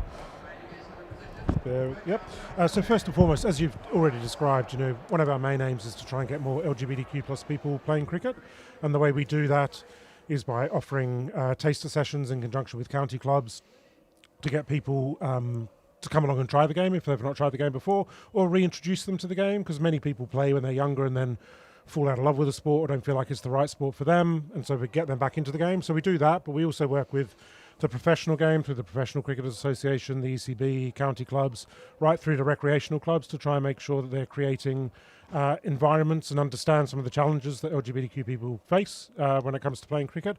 And so we'll work across the whole game to do that. So whether it's individuals right through to clubs, counties, national teams. It's such a fascinating topic, and it's notoriously a very short innings break here in the blast. So I don't want to sort of skate over anything you said there. It all sounds amazing. We'd love to have you on. We also broadcast county championship games here, where we have a lot more time to talk. So let's get you on one day, and we'll really go into some of those topics in more greater depth when we have the time. But definitely. But for now, moving talking from a Surrey perspective. You said you work with many county clubs. We've got some great relationships here. You're running sessions at Kennington Park at the moment, just over the road from the Kia Oval.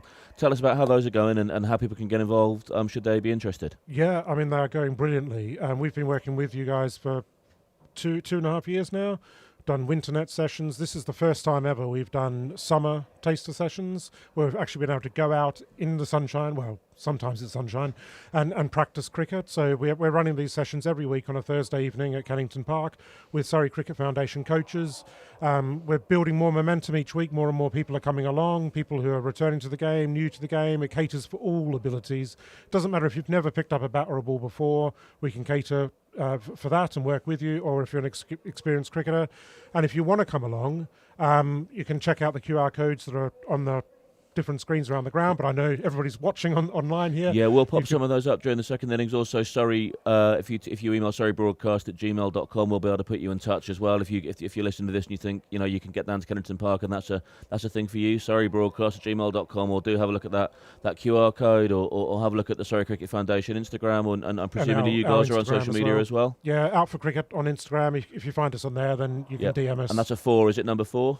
Out for. Yeah, Out number for number cricket. 4 Yeah, so get on Out for Cricket on Instagram, and all the details of all those sessions will be there. But yeah, we'll ping up that QR code in the second innings. Lachlan, we're sat here at the Kia Oval. It's Pride Night. It's something we've been doing for many years here at the Kia Oval. It's really important to us for many reasons. From a local community perspective, we're lucky to be situated in the amazing community of Vauxhall, which is one of London's most historic, and one of London and the country, if not the world's most historic and important LGBTQ communities. Some extraordinary businesses located here, some incredible history on the streets around the Kia Oval. Yes. But also from a cricketing perspective, it's so important to show your allyship and to show that we understand the importance of inclusion and equity in the game, and this is what we're hoping to do, by having nights like this. But from your perspective, why are nights like this so important? I think you've summed it up really well there, actually. I mean, to do something like this just projects in a very visible and open way that the club is supportive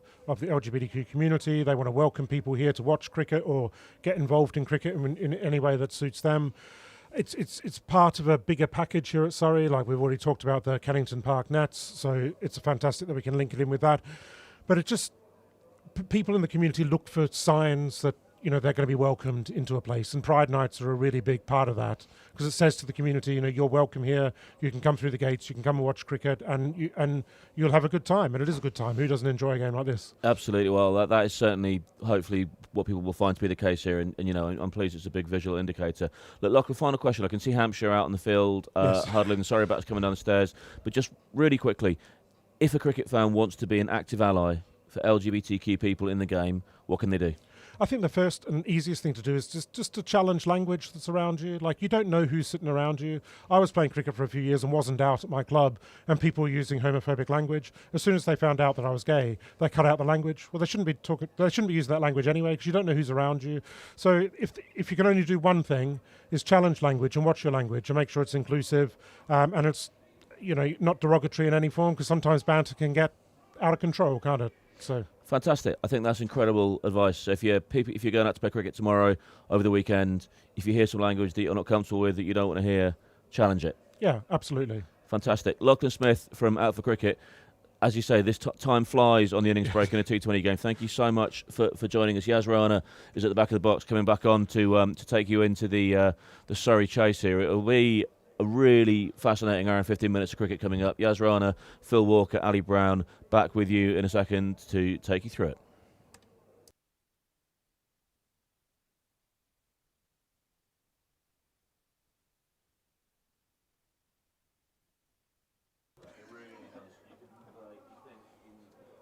Welcome back to the 35-40-minute break in the County Championship. You can really base into a podcast.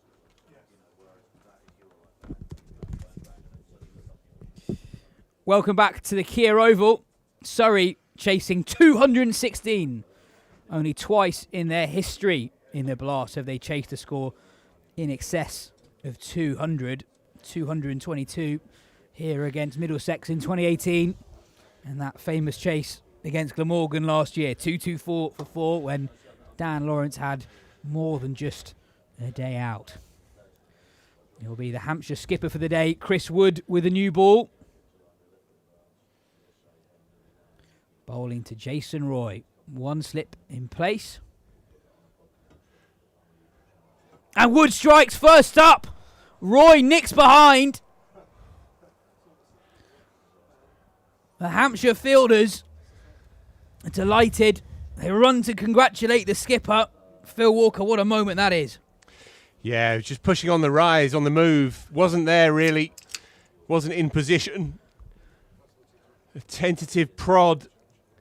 And Hampshire, they get their reward immediately. 2 slips, an attacking line. There's a buzz around this team at the moment. They've had a right rum old time of it in red ball cricket, down in the doldrums in the 4-day stuff. But they come alive when the white ball comes out. And they're dominating here. So Jason Roy's in-out season takes another turn. Ollie Pope joins us on the back of an unbeaten 50. It's been a quiet time for him as well. A few low scores in there, but at least he's got a score behind him now, and they need one and then some. These two, both in the runs against Middlesex, albeit in a rather smooth cakewalk of a chase. What a start for Hampshire. Everyone knows their jobs. Oh, Pope gets back on that. Wood, sensing that wasn't a million miles away from sneaking through and striking Ollie Pope in front. Yeah, what a start. Yeah, 2 brilliant deliveries first up from Chris Wood. 2 very different deliveries. The second one attacking the stumps of Ollie Pope, but the first one just back of a length, angling across the former England opener. Oh, he so nearly chops on second ball, Pope. Chris Wood right on the money, first up. Yeah, bowling an attacking line, I like it. Trying to get that late in-swing into the right-hander. That's why he's got a packed offside field, 6-3. You don't often see it, 6-3 offside field. Catcher, a deep gully as well on the edge of the ring. Backward point, man on the drive. So I think Wood is going to throw it out there, outside off stump. Hope for a bit of in-duck. Might squeeze one through, maybe an inside edge. There it is again. Brilliant, superb start. It's another delivery that very nearly rolls back on to the stumps of a Surrey batter. Chris Wood, 4 deliveries. First up, nicks off Jason Roy. Very nearly struck Ollie Pope's second ball. Conversation now between Will Jax and the umpires. Not sure what that's about. But deliveries 2 and 3 very nearly chopping on. First from Ollie Pope, then from Will Jacks. Gotta go. Ooh. Tense times out there, Yas. Indeed, and even if you know exactly what is required of you when you're chasing 215, when the scoreboard says 2 for 1, that must play on your mind at some level. That asking rate, and already up above 11.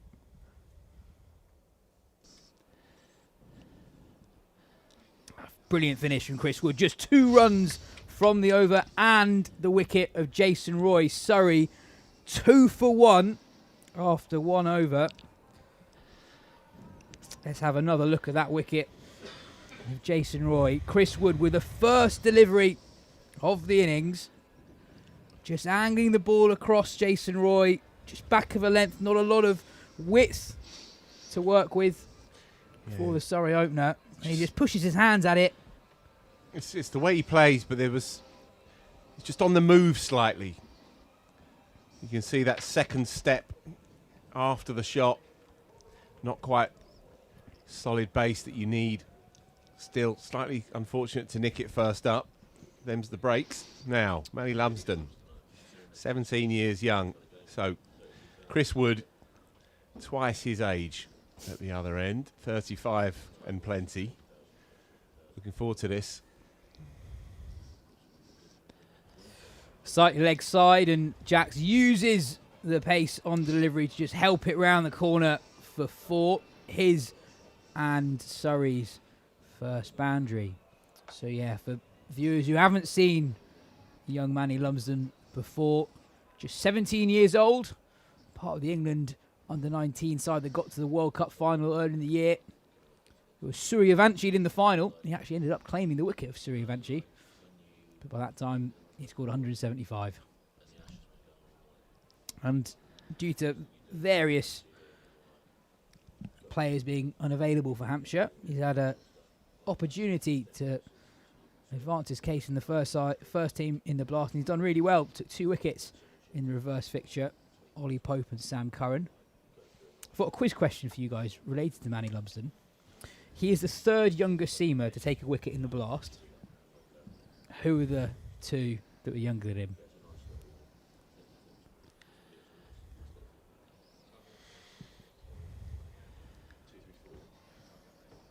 You will know who these players are. In fact, you both watch a lot of them. Seamers, yeah. Recent? Not really. Sam Curran?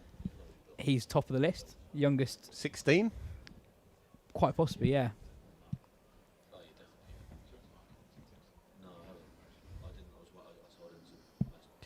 It's another boundary towards fine leg. He's not quite got his line right so far. There's not a lot of protection on that section of the ground in the power play. 87.1 mph though. Yeah, he's got the wheels. He's just a bit telegraphed, that's all. You know, he's got a lot of pep in his step. Understandably so. Bowling here at the Oval under lights. What a moment for him. But it's just a bit too obvious for mine at the minute. I think when you're a young bowler as well, a lot of these players, like Seb Morgan the other day, the senior players will go for the young player. And when I say go for, I mean try and use their lack of experience. They've got pace, they've got energy and all of that, but you just feel that they target the younger player just so they haven't really played against that sort of level of batsman. When you watch him bowl, Ali, what do you make of his action, his approach to the crease? Yeah, he's nice. I mean, I love his pace for a start. You know, as I said, Chris Jordan was 17 when he started playing, so... There's another boundary. It's not convincing from Will Jacks, looking to give himself a bit of room to access the offside. Thick outside edge. Not a million miles away from Albert behind the stumps. Albert wrong-footed. It's another 4. 16 runs off the over. Surrey 18 for 1. But what I like, just a very smooth action. Just, you know, good young bowler. Very repeatable. The other answer, Matt Fisher. Ah, yes. He took his first wickets for Yorkshire in the Blast, age 17. So, young Lumsden in esteemed company. I tell you what, Hampshire's white ball future is looking good, with Sonny Baker obviously to come back into this side.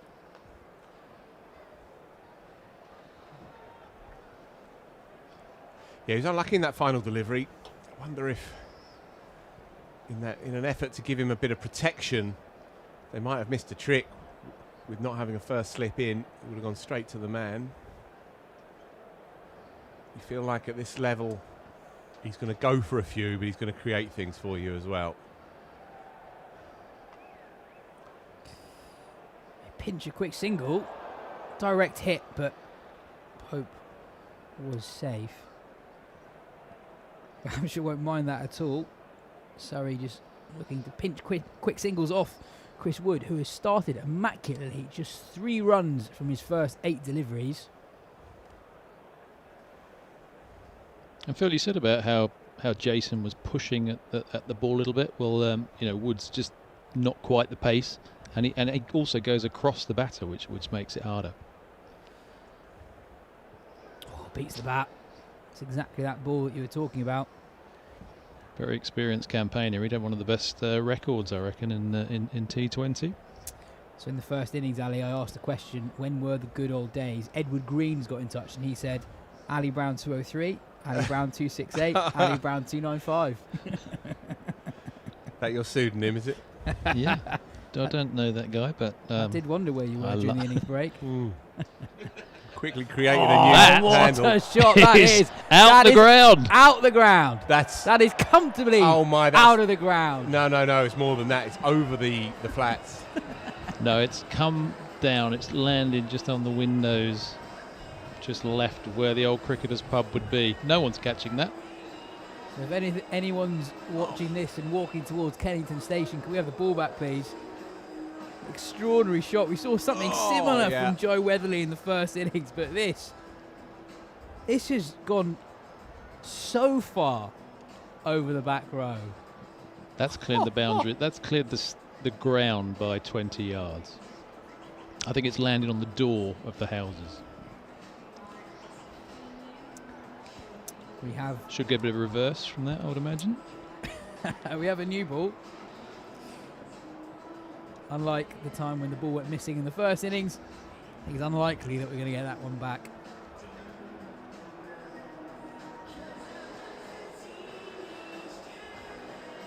Jacks has started well here. He's raced out the blocks. 23 off 10. We've seen some big ones tonight. That one from Tristan Stubbs is still going, I think. Fuller hit a couple of big ones. Weatherly got it going as well with that sweep. None bigger than that one. Just nudged into the offside. Well placed from Jacks. Beats the diving fielder. Backward point. Picks up 2.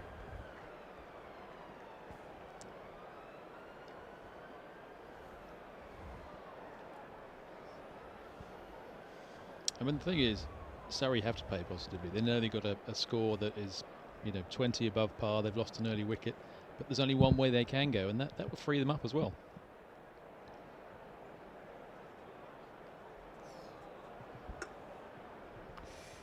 Single to finish the over. 10 runs from it. Hampshire won't mind that. Surrey 28 for 1 after 3.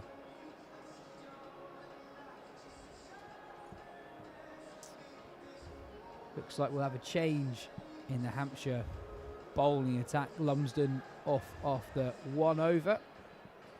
In his place, Scott Curry, who has been truly prolific in the Blast over the last few years.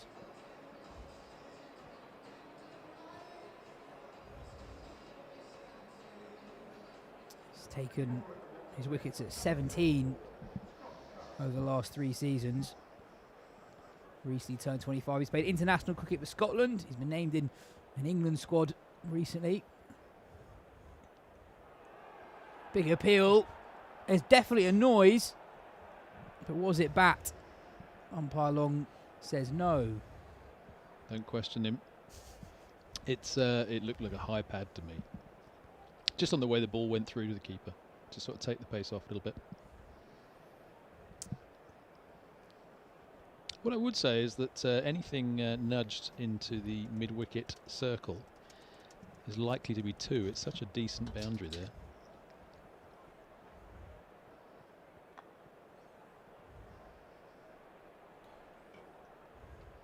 Just 1 this time. Curry's work in T20 cricket, both in the Blast and the 100, has made him a very rich man recently. Picked up for more than £200,000 in the 100 auction, but also $250,000 in the ILT20 earlier in the year. What a time to be a professional cricketer, eh, Ali? Reminds me of my first contract, £3,000 for 6 months.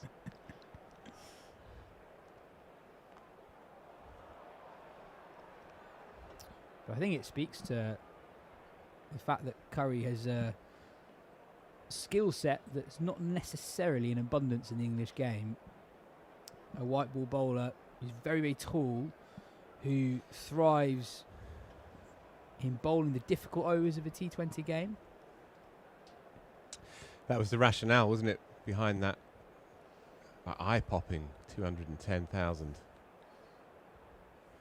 bought by Birmingham Phoenix, and the theory was that he can bowl at any point across a limited overs innings. He can bowl with new ball, bowl the tricky middle overs, bowl at the death as well. It's a very versatile option at any point. And also, I guess, another illustration that for all that it's a batter's game, T20 and 100 balls and so on, if you do have a bowler as a point of difference, then they almost count double. And so you pay double.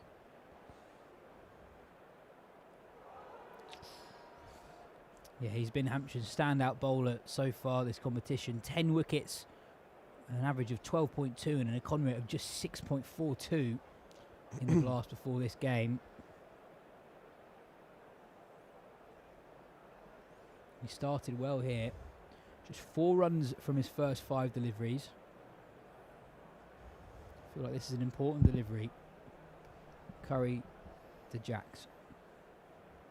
Pace off again. Dabbed into the onside for a single, but an excellent start from Scott Curry. 5 runs from his first over. Surrey 33 for 1. And Phil, I wonder, watching that over, if pace off is going to be something that Hampshire's seamers go to a lot this innings. Well, we've seen it time and time again, especially here with those long square boundaries as well. They're very hard to clear when you do take the pace off. And so, yeah, I can well see it being an option here. Back of the hand and splice deliveries, heavy balls, small variations in pace. And almost goad these Surrey players into trying to take on the boundary riders. But bowling very well to his field as well with those 2 men out. When you get someone who takes the pace off, you want to drag it, and that's where he's got his 2 men. That makes it harder to hit over the offside where everyone is actually in on the single. We saw what James Fuller could do with the bat at the end of the Hampshire innings. Let's see what he can do with the ball. On to bowl the 5th over. Will Jackson strike? I feel like Jacks is the key man really in this run chase. If he has a night out here, then Surrey's other batters can play around him, but he's the real world-class talent at the peak of his powers in this lineup. Coming off the back of a tidy 46 in the week against Middlesex, just to get his eye in. He'll be feeling good after bowling well as well. He's already on to 30. I think we need a special from him tonight if it's going to happen for Surrey. Play a miss from Jackson. Yeah, it's an interesting position that he's in as a white ball cricketer at the moment. He had a breakthrough winter in many ways with England, playing 4 tests during the Ashes, but also amazing T20 campaign, T20 World Cup campaign where he's player of the match 4 times. He's established at Mumbai Indians as well, but he's someone who now, for England and in the IPL, generally bats at 6 or 7 and bowls a lot. He doesn't get to bat in his preferred position, which is up top, as we see him here today. A huge amount for the national team at the moment. Have to bowl that one again. And also, he's just come back from the IPL. 215's about par, so he's not going to be too concerned. I mean, he's such an adaptable player, isn't he? Wherever you put him, and his bowling has got better and better, in my opinion. He's obviously got 6 wickets in a Test match in Pakistan. He's wherever you put him, he seems to perform, and he's a very talented player. You put him back to open, which is a different skill set to the one where he's batting at 7 or 8. He does it all well. But having said that, with this chase, it just needs one player to score 100, and that might sound easier than done. But if he were to get another 69 and others bat around him, then there is your winning total. But he has to do that and stay positive. And as I said, Ollie probably needs to just up his run rate a little bit, help him out just a fraction there, and get above that. Yeah, Pope just needs to get one away here. He's been quiet. Been a bit crabby at times here. 5 from 7. It's gone very, very high, but not very, very long. Deep mid-wicket underneath it. Takes it. Fuller strikes. Pope departs for 5. And Hampshire have their second in the power play. Just never got going, really. Tried to create, make a play. Tried to, I fancy trying to go a bit finer. Instead, just lobbed it up in the air, really, and a relatively comfortable catch in the end. Ali Orr underneath it. Just never got going tonight. I would say it's a good catch, actually. It did go very high when those are not always as easy as they look. But I think Ollie just creating a little bit of his own pressure there, purely because of the amount of runs that Surrey need to get, and that run rate going up, and then suddenly you need to find that boundary, and he just ended up a few yards short. That wicket brings Sam Curran into the middle. You feel like if Surrey are to get this done, they need something very special from at least one of this pair. These are the two guys who currently occupy slots in England's top 7 in T20I cricket. They command IPL contracts year after year. They're consistently two of the standout players in the English domestic game. They've got one mighty job in front of them. Surrey 37 for 2 in the 5th over.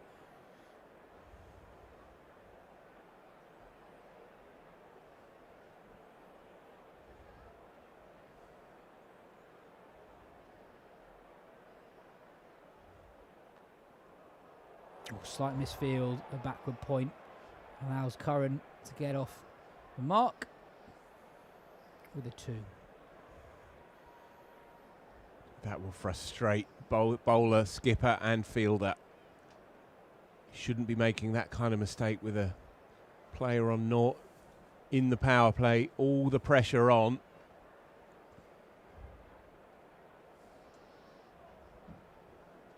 Hampshire weren't too far away from this score at their point of the innings. I know they were 0 down, but very similar score. End of the over, 6 runs from it, and the wicket of Ollie Pope. Surrey 39 for 2 after 5. Yeah, the point that both of you guys made in the second half of that Hampshire innings was they didn't really try and overhit it until the very end of the innings. And it meant that they just were consistently able to take 12, 13 from every over at the back end of the innings. And they were gifted a bit of momentum at times, sometimes with 5 wides or extra wides and various things thrown in there. So that just released the pressure a bit. And the difference for Surrey here is scoreboard pressure. When Hampshire were batting, there was no score, but now there is. They know they need to be up around the rate. They need just under 12s. Chris Wood brings himself back into the attack for the final over of the power play.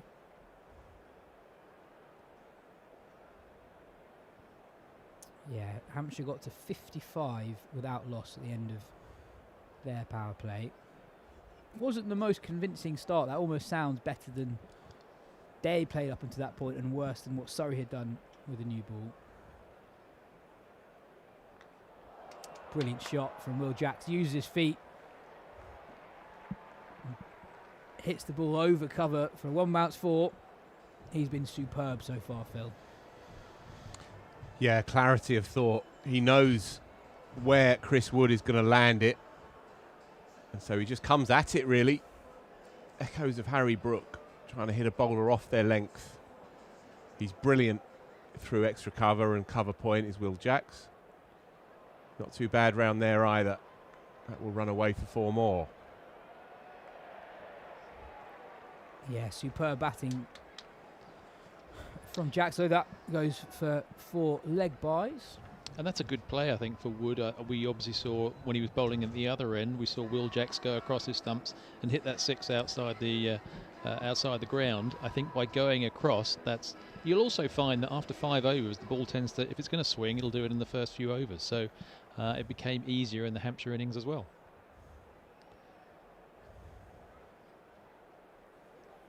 And generally, because of the actual wicket being a good wicket, you'll pick up your singles all the time. You just need to pick up your boundaries too. So you need 1 to 2 boundaries per over, and if you can do that, then you'll be up with the rate, and that's where Surrey need to be. But not panic if they don't get boundaries as well. Just make sure that you're not chewing too many dot balls by trying to access boundaries. Sam Curran back on strike. 2 balls remaining in the power play. Nailed to the mid-wicket boundary for a 1 bounce 4. It's very good over this for the home side. 13 off it with 1 delivery to come. Yeah, the run rate's fine. No problems there. It's actually very good having a left-right hand partnership as well at the moment. I think with that boundary is far more accessible than the other side. Plays into Sam's arc. Yeah, they're just plugging that gap now, because that really is the Curran shot. Clearing that front hip. Straight to him. Shameful shot again. Oh, and the field change works.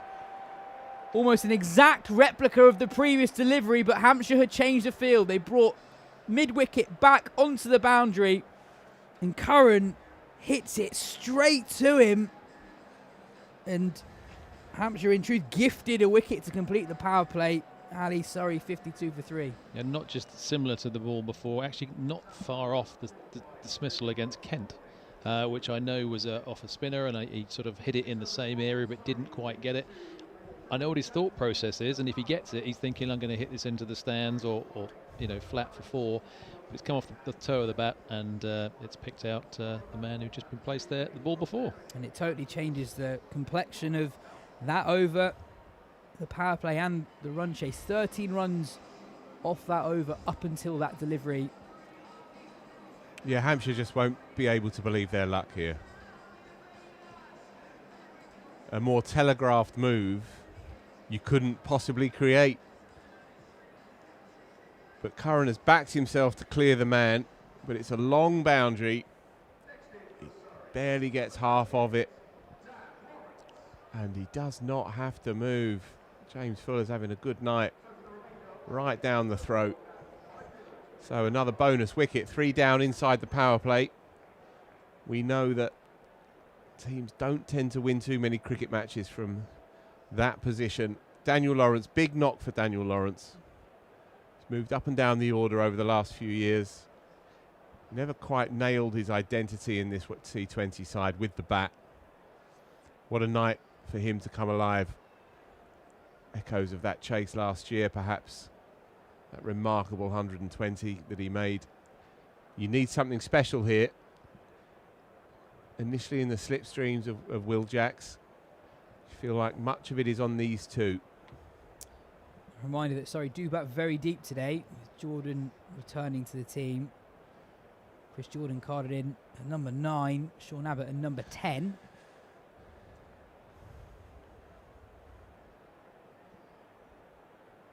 We're outside the power play now, so Hampshire allowed 5 fielders outside the 30-yard circle.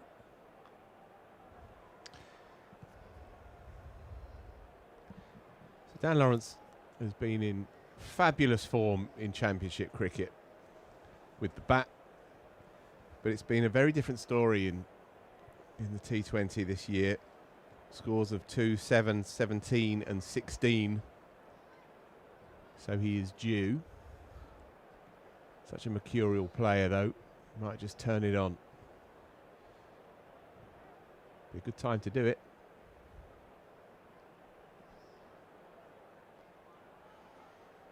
Jax wants to. He's been excellent, hasn't he? Just all class, Will Jax, when he's on it. Ali, when you're going about a run chase like this, are you thinking about who are we getting the runs against? If I look at this Hampshire attack, you've still got 4 overs of Liam Dawson, you've got 3 overs of Scott Curry. Are you almost thinking, let's make the most of those other overs as possible? Well, firstly, you want to know who you're going to target, who's the weak link, who can you really go at, and it could be each player might have someone else they want to target who might be a good matchup for them. And secondly, you don't need to panic at the moment. You know, it's 11.93. It might seem like a lot, you know, to a ball, but you just need to pick up your twos, you'll pick up your boundaries, and then you get that run rate down to 11.5, then 11, and then you pick your bowler that you want to say, right, okay, who do you fancy? And there'll be players in there that will think, well, they might like Dawson, they might like, you know, who is your player that you think that you can? And you have to visualise what that looks like. What are your boundary options? How many have you got? And that's what they need to think. What they shouldn't do, and what they did do against Kent, was actually sort of play too many big shots, just keep going one way, like there wasn't a plan B. Okay, so they've lost 3 wickets, but actually they bat all the way down. They shouldn't think about the number of wickets. They should think, actually, we're not in a bad place. We've got to pick up 2 a ball. We will pick up 1 or 2 boundaries and over. We've got to run hard and keep within the rate. But that wide will help. But yeah, I wouldn't be panicking now. There's a lot of batting in depth, and when you talk about Abbott being at 10 and the 100 he scored, which was, you know, they can all bat, so they don't need to worry about the run rate just yet. Is there a point where you do? What is the point where you do become worried about the run rate? Is there a figure in mind that you think that is the time where you really have to get a move on? Currently it's 2 a ball, which is manageable, especially on this wicket, in my opinion. But if you get up to about 2.5 a ball, that becomes a bit harder, because every single you'll see that go up to 12 point something, and then so on. So you can't let it slip. You've just got to make sure you pick up, especially as you're rebuilding. You've got to pick up there are 1s and 2s here every ball if you want, but then you've got to pick what is your 4 option. For me, against someone like this, I'd probably walk across and try and pick up. But I mean, players nowadays have far better options than I had, but whatever suits for you.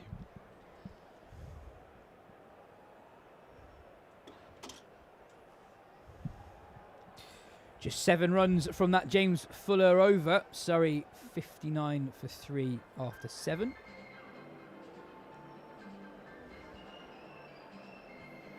Feels like, Phil, the Hampshire side where they really know what everyone's role is, both with bat and ball. I was just thinking that, but I feel like I say that about every good team that turns up here. Maybe that's the secret. Yeah. Maybe that's the secret. But they look like a very coherent unit, don't they? And it was a real mark with the bat that none of them panicked, none of them got ahead of themselves. They all trusted each other, trusted that they had power down the pipe. They had energy in the middle overs, and they didn't go too hard, too quick as well in the first 6. Prioritised keeping wickets in hand. They have immense experience in the 2 left armers, one of whom is coming into the attack, Liam Dawson. Chris Wood's played upwards of 250 T20s in his time as well. They've got pace, real pace, in Lumsden and in Curry. They're also missing 1 or 2 as well, but you can just seamlessly slip in a couple of reserves without there being any real change in the style or the identity of the team. This is a cricket team that's been doing it very well for a number of years, of course. Liam Dawson playing his 350th T20 game, 36 years old, but someone who you'd say is still pretty much at the peak of his powers as a white ball cricketer. Played an important role in England's T20 World Cup run. Handed a central contract for the first time late in 2025. Oh, that's a brilliant piece of bowling. Saw Lawrence looking to advance, gave it a bit more air, Bowled it a bit wider, just out of Lawrence's reach. Got some purchase as well. It's turned.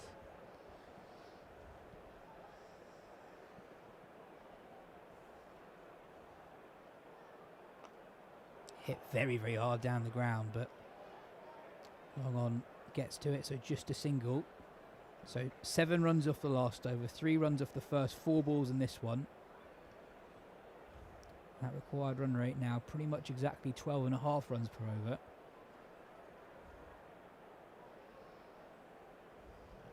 But to be fair, this is almost what Hampshire did at the same time in their innings. They didn't really panic at this point. They had lots of wickets in hand. Hit down the ground, 4-4, brilliant shot from Will Jacks. Gave himself a bit of room, manufactured a bit of width that wasn't necessarily there. He moves on to 44. Played it all on length. Waited for it, hit it at the top of the bounce. Brilliant shot. That's the thing, you've got to pick your area, and to a left arm spinner, if you can give yourself some room, extra cover is a big area. Reverse sweep could be a good area if you're a good reverse sweeper. Looking at the pitches, I wonder if this, Ali, you might know. I might show my ignorance here. Any chance this could be the championship pitch on Sunday? What, bearing in mind that Chahal comes in? Well, I'm thinking that there's a bit of pace and bounce in it. Yeah, we've seen a bit of turn just in that over, and Surrey need a bit more action in their tracks. Yeah, no, I think anyone who dropped a catch in the crowd, I think they're going to have a runner 3 competition after the see how quickly they can get up and down that wicket. Yeah, I mean, look, it'd be interesting to see what the wicket is, bearing in mind that Surrey haven't had an overseas spinner so far this season, and you know they've got some good spinners who are sort of batter spinners, but they've got an out-and-out spinner, which would be quite interesting to see what they play on. Curry back into the attack. I mean, to our previous conversation, Phil, about us repeatedly saying that really good sides just seem to know what they're doing and have defined plans and stick to them. I think that's especially the case with bowling in T20 cricket. If you look at Scott Curry, sure, he's got height that isn't particularly usual. He's probably slightly quicker than most seamers on the county circuit. But what separates good and very good T20 seamers in particular, I think, is their ability to stick to the plan. But I think he's very comfortable with taking the pace off. Just as if we go back 15 years and you're looking at sort of Ian Harvey in what he did, he really sculpted I think probably one of the best bowlers in that time, when that back of the hand slower ball wasn't necessarily a thing. And you know, I think what Scott Curry's got is he's actually got a quicker ball that he wants to put in when he wants. So what do you set yourself for as a batsman? Do you set him for the slower ball, and then you've got to double guess what he's going to bowl?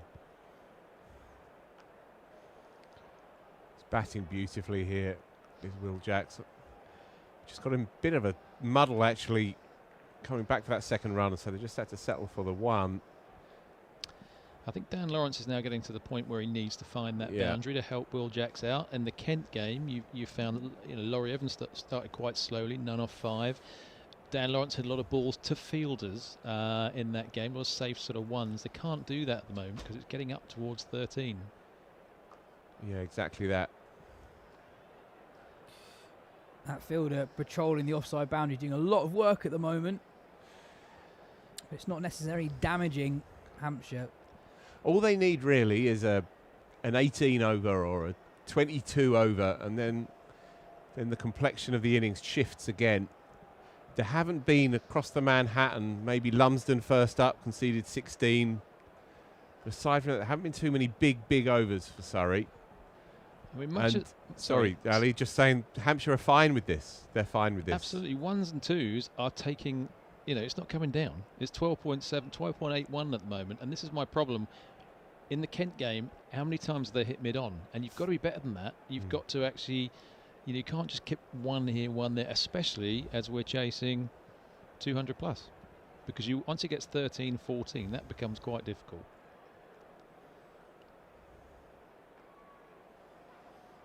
He's in again, backward point. Yeah, just 1 run and 8 runs from the over. Another excellent set for Hampshire. Surrey 74 for 3 after 9. I think sometimes people talk about when you're batting alongside someone like Will Jacks, who's hitting the ball so well, that their job at the non-strikers end is to just give the strike to the guy who's seeing it like a beach ball. But you're actually losing a lot of balls if there's just a ball from the other end. And in Surrey's position, when you need basically 13 runs and over, you can't really afford one guy to be going at 100. And this is the problem as well with the middle order. The middle order, they've got to not fear failure, you know. And sometimes early on that's not easy, and that's why when Will Jacks bowls the first over in a power play, you know, the batsman has to not fear failure, and that's why they have to be positive, even though it's a risk-reward game. They have to bring that down. Almost 13 and over now. Full toss. Hit well over, long on for 6. Will Jacks moves past 50. 54 not out of 33 deliveries. 54 of Surrey's first 80 runs. Phil, Jacks has been sublime so far this evening. And this could be the over, right?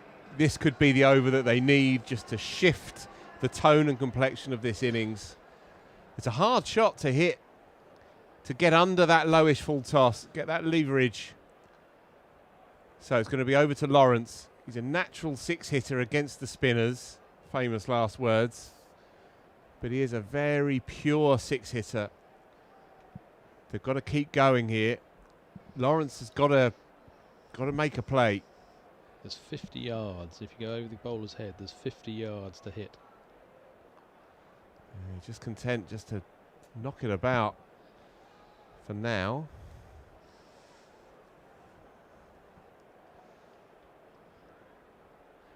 Just putting a lot of pressure on Will Jacks' shoulders.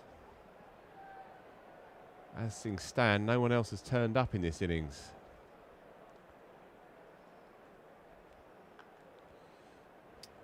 Yeah, and also as brilliantly as Will Jacks has played, he's playing like a man who wants to be there at the end. And so well is he going is that he's being able to do that at a rate that's good enough for them. They're just falling behind ever so slightly at the other end at the moment.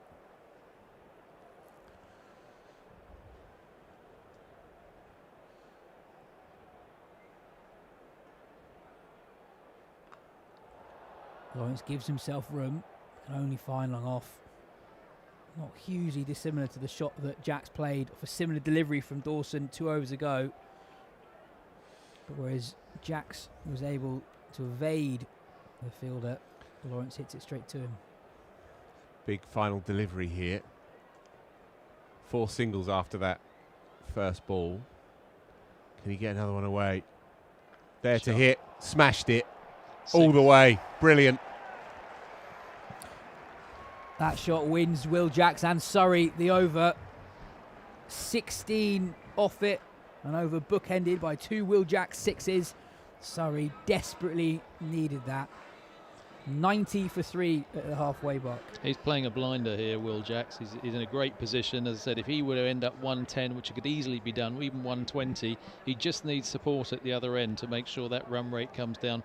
12.8 it is at the moment, but if they can just get that down, you know, then they've got a good chance. But he's playing very well, Will Jacks. A great 60 off 36 balls to this point.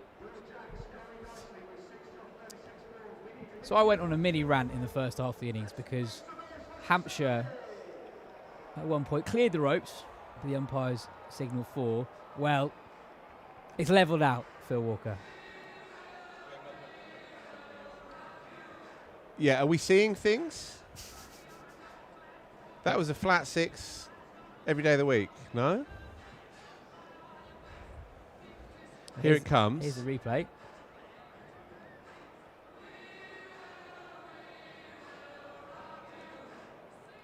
Yeah, comfortably. Okay, well, I guess it's 1-1. But both of those balls have cleared by a good yard and a half. It's not like a It's foot. not marginal. No, I know. Totally. I know very we're strange. looking down here. We got a very good view of it, but very odd indeed. Fuller into his 3rd then. Been brilliant today. Lawrence, fresh air shot. Starting to get twitchy, I fancy here. 11 from 12 now. Not good enough as it stands. That rate now slightly, well, just ticking past 13. Even with a big over, still feels like you're not really chipping away too much at it. I actually think that's really good from Will. Will's come down. He's probably said, look, you don't need to, you know, just a punch for a 2. If you look to, you'll pick your 4s. He's just trying to overhit. He's built pressure on himself now and probably thinks he needs to get out of it, which he doesn't.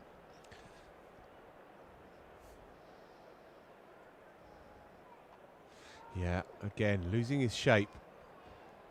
The pressure is definitely seeping into Dan Lawrence's game. There's normally a bit more touch and creativity to his batting than we're seeing at the moment.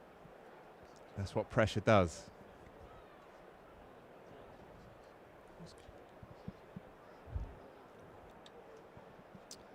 It's a good spell this from James Fuller. 2.2 overs, 1 for 14. Run a ball more than halfway through his work for the evening with the ball.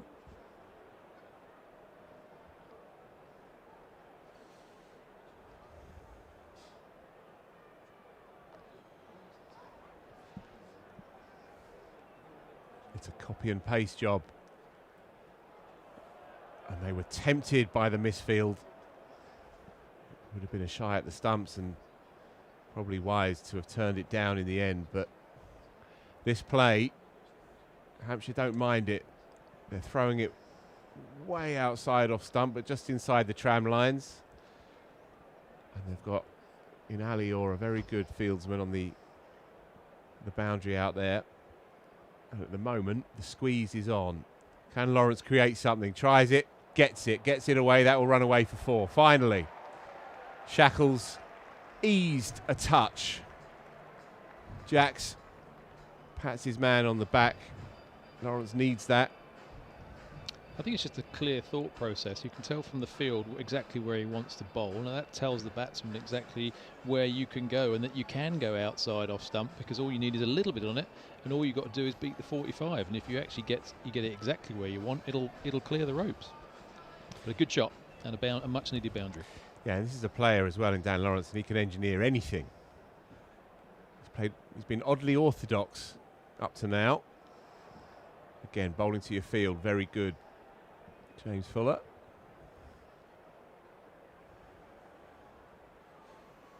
This feels similar to the last ball of the previous over.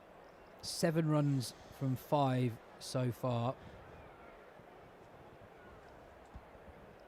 You feel like the over will almost be defined by what happens with this delivery. Fuller's been excellent so far. 1 for 20 off 2.5 in a game when you're defending 215.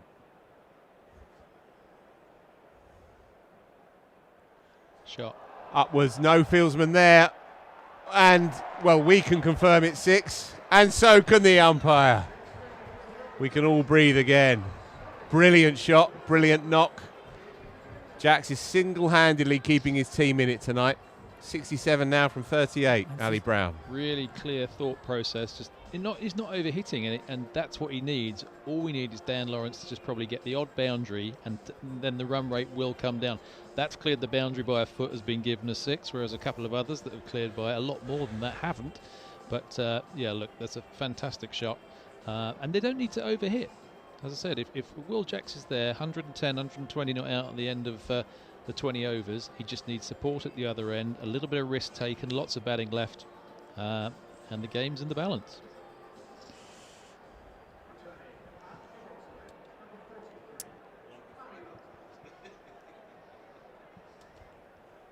Right, Manny Lumsden back into the attack. 1 over for 16.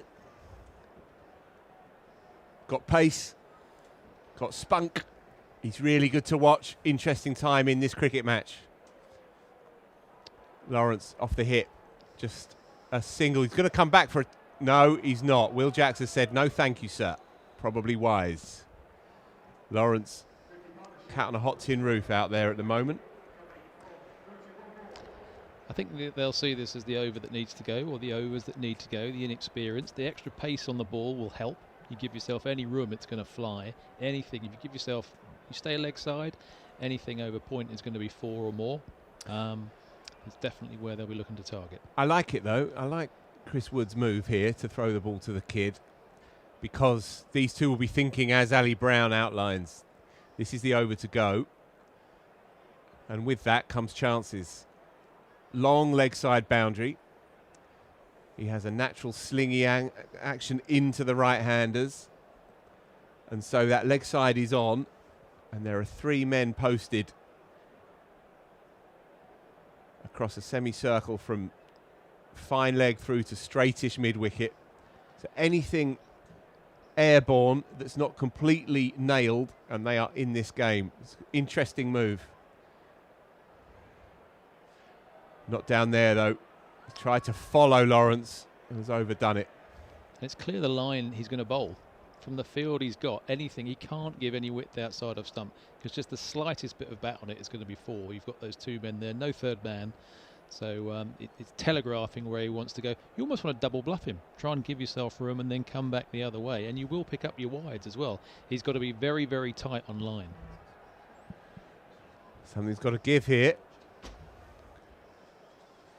Yes, Daniel Lawrence, fieldsman in the play, but no, he's just going to sail over his head into the lower tier of the pavilion.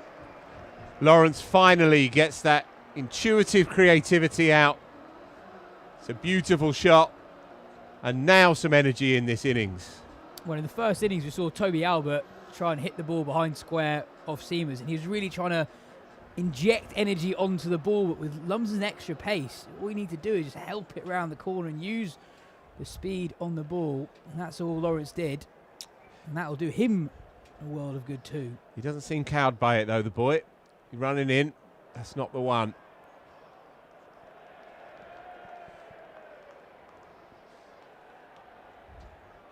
Couple of ironic cheers from the crowd at the decision to give a second wide in the over. Just interesting point that the Duckworth-Lewis par score is only 5 away from where Surrey are now. We'll give you a rough idea of where they are. Yeah, it's a good point.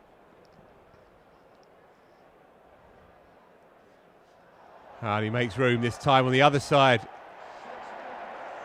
And that too goes all the way. Brilliant batting by Daniel Lawrence. We felt this was a key pivotal over. Chris Wood trusting in his teenage quick. But it's all too obvious here. It's all too telegraphed. Daniel Lawrence was waiting for it. He really doesn't have any protection. He really has to be like on leg stump. And I said his bowling length, he doesn't have protection on the offside at all. Block hole. Block hole. No. More runs. I think you're absolutely right, Ali. The field telegraphs what Lumsden is going to try to do. And if Lawrence gets anything on that ball with the pace that he's got, that is flying away for 4 or 6 every single time. So you feel for Lumsden here. Yeah. We've complimented sides this season for changing things up mid-over. They haven't really done that this set for Lumsden. It's been a bit predictable so far. Oh, and another. I'm afraid that's now 3 in the over. But he is under pressure because of that. He knows where he has to go, and suddenly it's exactly what Surrey want. They want that pace on the ball. And you feel for him, really, because, I mean, you could look at Chris Jordan. Chris Jordan had probably the most pace of the Surrey bowlers, yet he went at 12s. And, so pace on the ball on a good wicket is difficult to defend. You have to get your field right to what you're trying to bowl.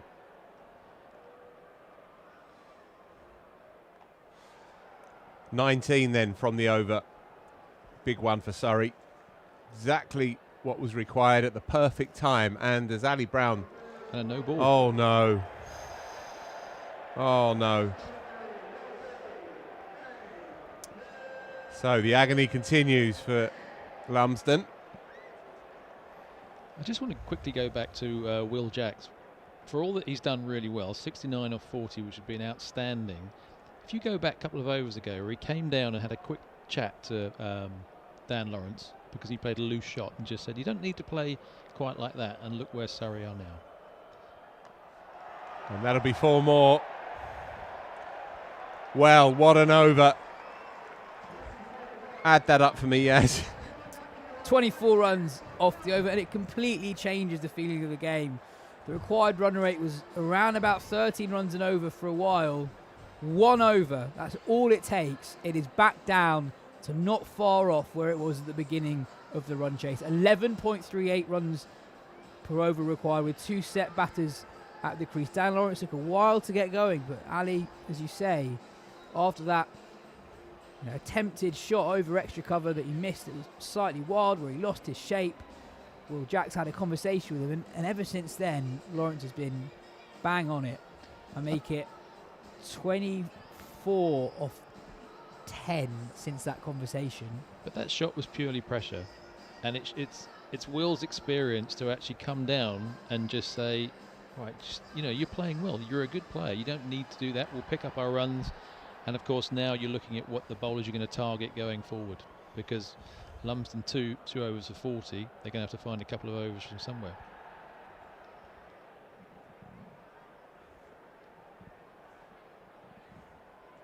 So this one is boiling up perfectly under lights here, South London. Fuller again to get through to complete his set into his fourth. Who'd have thought 10 minutes ago that Dan Lawrence would be striking at more than Will Jacks, which is currently the situation. Lawrence 35 off 20, Jacks 70 off 41.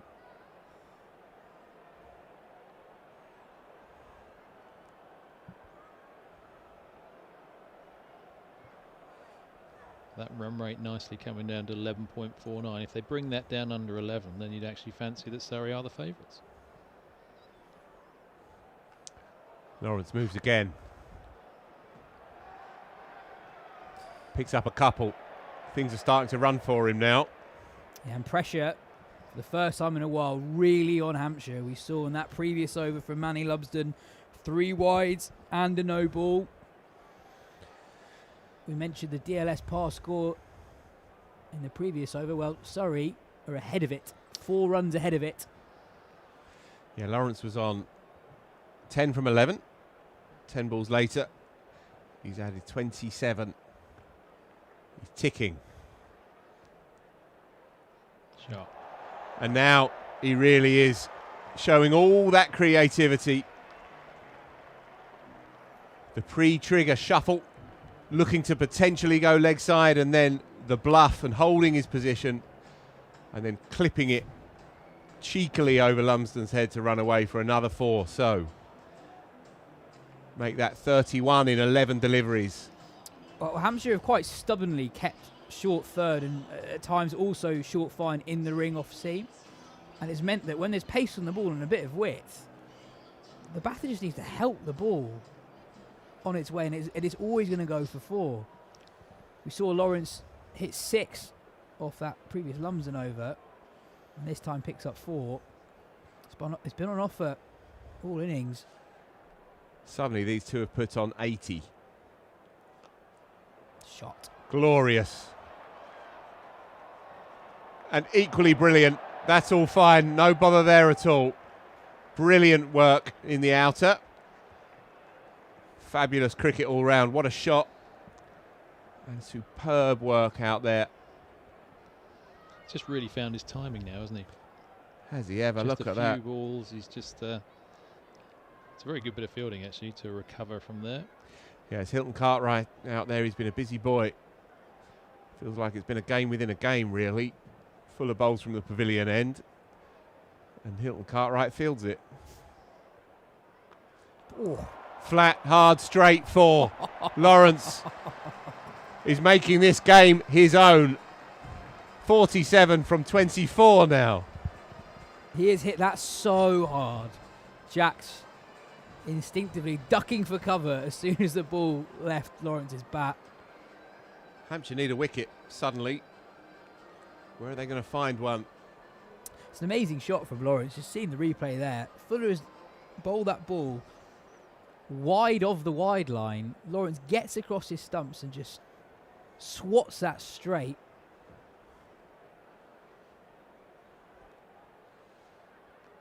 Stays leg side this time, knows the field, cuts away 4 more. Oh, apologies. Cartwright again. I was sure that had beaten him.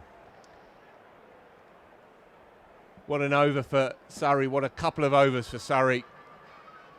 Lawrence suddenly, having been quiet and innocuous, has come alive here.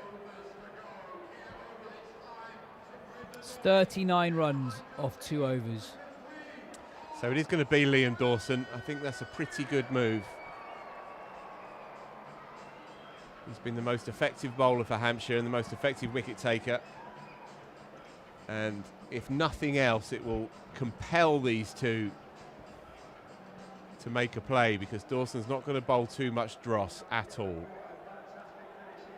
But given how the last 2 overs have gone, it takes the pressure off Surrey. They don't have to get something big off this Liam Dawson over.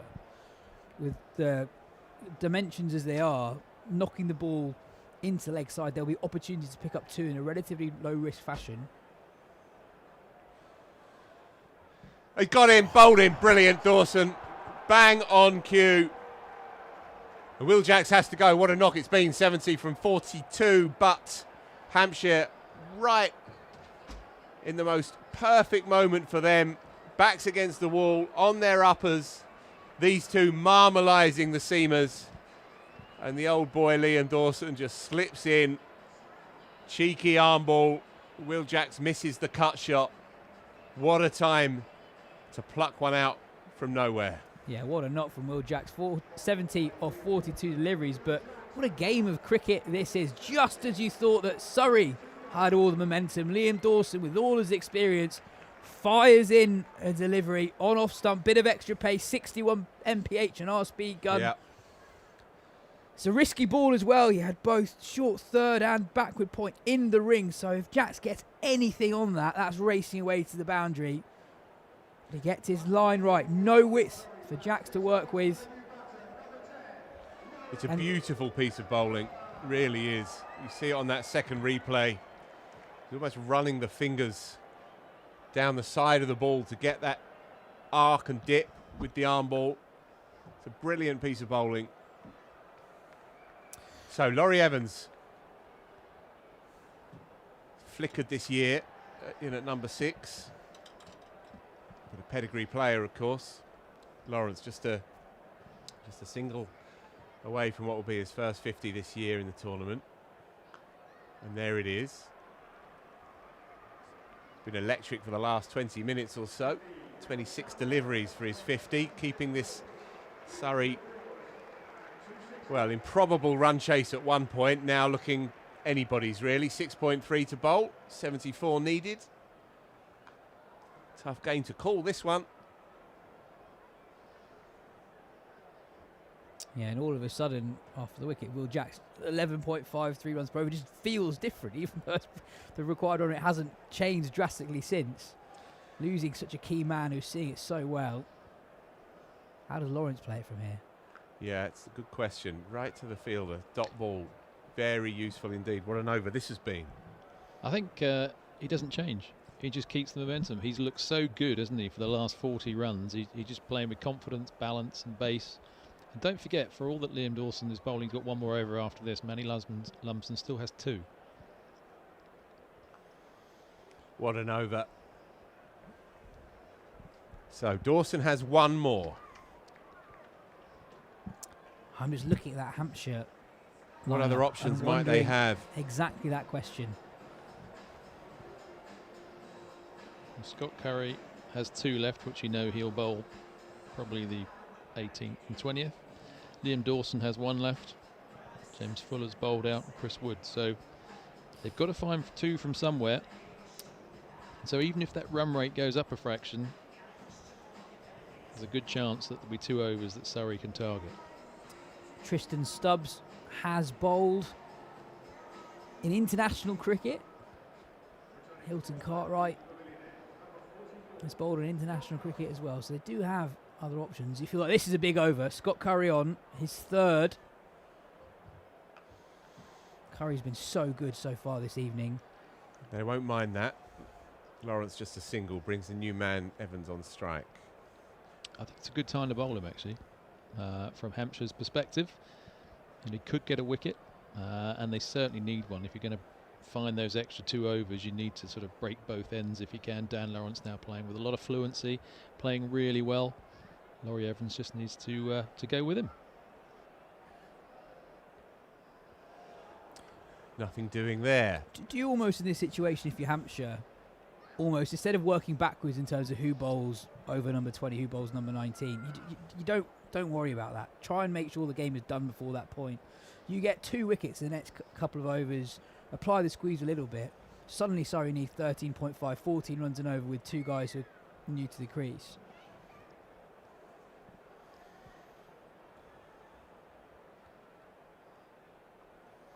Off the toe end. Just a single. Because Curry, 3 balls remaining in this over. You'd assume Liam Dawson's going to bowl out next up from the Vauxhall end. That leaves 4 overs remaining in the innings. Scott Curry will have 1 more. Chris Wood will have 1 more, and there'll be 2 more that they need to find. I think they'll throw some of their better bowlers in right now. They'll want that run rate to go up to 13, 14 before they throw in a bowler. Slower ball, well bowled. Who you'd argue is a risk. So they've got 2 risky overs that could go at 15 and over, you'd think.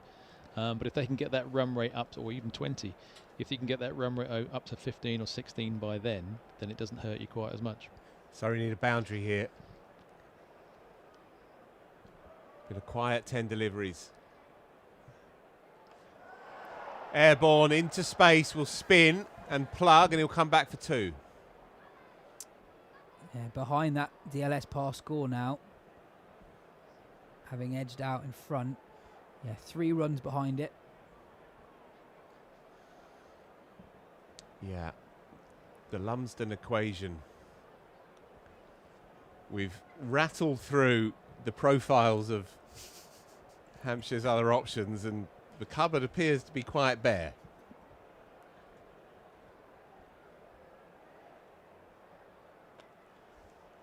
Hit clean, but long on is quite straight. Lawrence wants 2, no need. He will retain the strike. Brilliant over, very good 2 overs. That is an exceptional over in the context of this game. To concede just 5. That required rate now, 13.4 runs and over. Yeah. Interesting, they go the other way. Manny Lumsden is coming on to bowl this over. I'm surprised at that. With Dan Lawrence there, you could have a 20 over that brings that run rate down. And as well, Tom Curran is someone who's in very soon. He's the sort of player who would throw a bat and it could go anywhere. So, yeah, this is a huge over. Short third and fine leg in the ring. That's where Lawrence got his boundaries against Lumsden a few overs ago.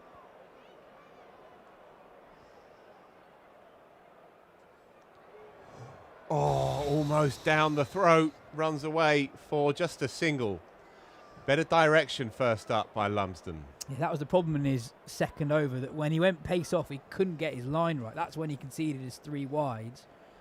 You think surely with short third and short fine in the ring, he's going to have to go pace off. That's where Hampshire bowlers have had success today. It's a really long boundary to Evans' leg side. Brave. Yeah, he's showing some ticker here. It is young Lumsden. Well, that's where he wants to bowl, full on at leg stump. He's got protection on that side. It means that the ball, you can sort of manipulate it through the offside, but it's a far harder shot. He's finding a good length, and he's not bowling any wides down there, which has been good. How does Surrey respond? He's gone pace off first 2 deliveries.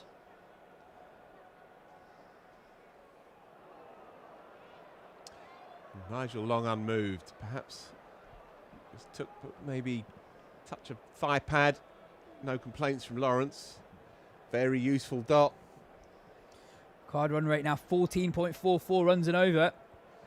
And 3 of those 12 deliveries that we were worried about, that we were wondering where Hampshire were getting them from, so far safely negotiated for the visitors. Straight to the fielder, so just a single. So in the last 16 balls, the score is 13 for 1.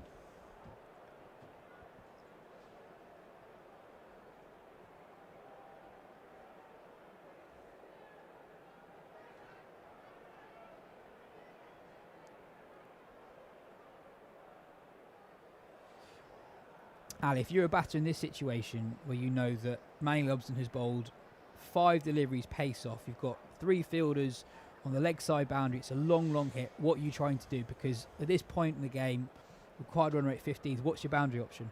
Well, after the first 1 or 2, you're then thinking, you're trying to work in your head, where is your option? You know, for me, it would be stay leg side and try and make it over extra cover. You're not trying to hit it over the rope, you're trying to hit it over the man on the circle. That's gone though. So again, slightly telegraphed is all. It's been a really good over, just given away towards the end of it, and Surrey are still in this one. 4 to go, 57 needed. We have seen it happen. Dan Lawrence reprising that extraordinary knock from last year. Can he go the distance? And can Laurie Evans free those shoulders as well? 5 from 6. There's Yas hitting in the camp as well, of course. Tom Curran, Sean Abbott hits a big ball. They've just got to keep swinging for the hills and see where it gets them. So it's going to be Chris Wood, the skipper, back into the attack to see out his spell. So we will have one more from Manny Lumsden, one more from Scott Curry, who's been brilliant today, and one more from Liam Dawson. This is Chris Wood. That's a wide. So to answer your question, Yas, what are you looking to do with Chris Wood? His last over, you're thinking, right, you know he's going to look to try and target that blue line. Okay, so you're trying to almost dummy that and leave the odd one, that he might bowl the odd wide, but you can tell from that field, you know, if I'm Laurie Evans' shoes, I'm thinking, right, I'm going to press, I'm going to go outside leg stump, I'm going to try and pick it up. Anything would be 4. Gone over extra. Fieldsman doesn't quite make it. Come back for 2. And again, it's Hilton Cartwright out there. He's been in the game all night long. I would expect these 4 balls to be like literally touching the blue line. Some outside it, I'd imagine. Pretty much off the cut strip. That's why you've got to double bluff him as well, you know, and try and make him bowl that a little bit straighter. If you go outside, too far outside, then the umpire's going to give the bowler a little bit of leniency because you've moved out there. So talk me through this plan, Ali, because even if the ball is executed, he just needs an outside edge for that to fly past short third. And that's going to be another wide. So it's 5 runs of 1 legal delivery. So there's that boundary option. That's not necessarily what Bat will be trying to do. But also there's a vast gap in the deep around the extra cover region. So should Evans get the ball past cover, there's certainly 2, maybe even 4 there. It just feels high risk for me for not much reward. Every batter's different. Can you play into out, aim it at extra cover and play into out? Giving it. Well, how about that? A faintest feather. Laurie Evans can count himself slightly unlucky there. Gave it the full-blooded wahoo. And a tiny touch just on the base of his bat. And he walks. Well, another timely wicket for Hampshire. Tom Curran is basically already at the crease. Can't wait to get out there. Still, 5 from 2 legitimate deliveries so far. So they are well in this over, regardless of the wicket. Yeah, something different from Chris Wood. The line was similar, but it was pace off and much, much shorter. Evans threw absolutely everything at it. I think Hampshire will have to watch those wides as well, because that cut-off, although it's 7 minutes, if they keep bowling wides, you know, they might have to bring that extra fielder in, and that could make all the difference. Still 14 and over, though.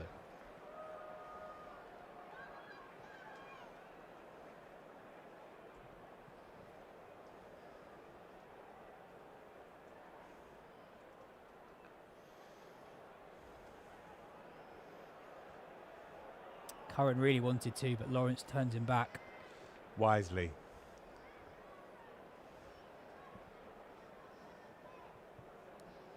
That's Tom's one-sighter. That's most balls he throws absolutely everything at, which is going to be good for Surrey, because I think he opens up other areas. He bats in different ways to other batters. Yeah, it's a good point, actually. He's very strong, isn't he, on this that kind of angle. It's hit hard but straight to the man. That would have run away for 4. Lawrence throws his head back in pure exasperation because a yard either side would have been 4 more. Yeah, Hampshire have just won this period, haven't they? Yeah, they've done brilliantly in the last 20 or so minutes. But Tom Curran is a man in form. He's been so good in the death overs with the bat this season. That'll be at least a couple, maybe more.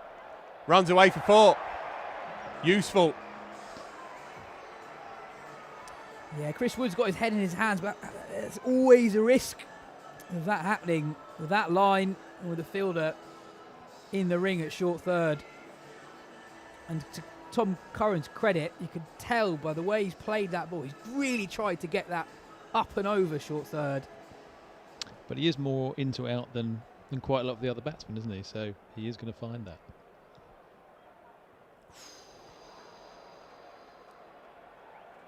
Dot ball to finish. Chris Wood is done. 3 for 32. Excellent figures.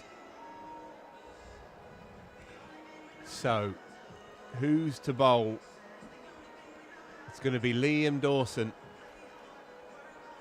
Good move. Yeah, it's a big over that from Hampshire. Quite difficult to know what to make of it with all the wides in there, but in the end, 11 runs from it, including the wicket of Laurie Evans. And yeah, just 3 overs remaining. Liam Dawson, you'd imagine Scott Curry's going to bowl the penultimate one. Yeah, I think you're right. I think they'll bowl their best 2 bowlers now and leave potentially 25 for the last over, would be my guess.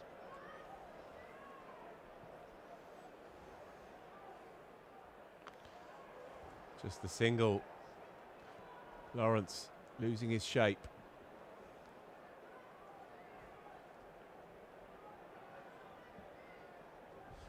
So, Tom Curran is a natural hitter over and through extra cover.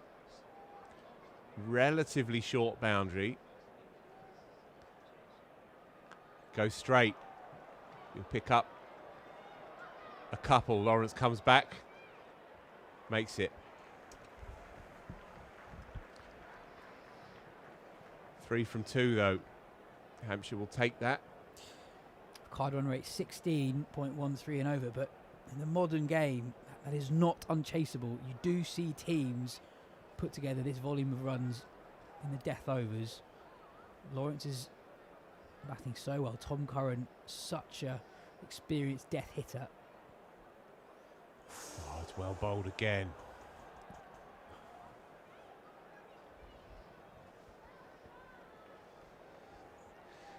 So it's Dawson really who has changed this innings, halted the momentum.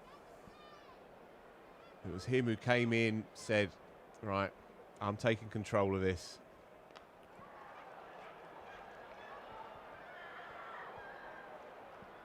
Good work by Curry at long off, couple. And from Dawson's, from the very first delivery of his 3rd over, he rushed one through Will Jacks, who was imperious until that point, with a beautiful arm ball it was. Goes hard and long this time. Lawrence gets enough of it. That is a beautiful shot. Off the back foot. Springing into life, and did they ever need that? Oh, just when you thought the equation might be getting out of reach. Dan Lawrence. There's not a lot wrong with that delivery. Fired in from Liam Dawson. It's not that short. Can he go again? Tries. Gets it. Clears him comfortably. In the crowd, young lad. Oh, he puts it down. It was a tough one. It was a tough one. Lawrence goes bang, bang. 28 needed from 2. What a game of cricket this is. 40 off 14 and suddenly 28 off 12. Oh, he's crestfallen. The boy. Oh, you imagine.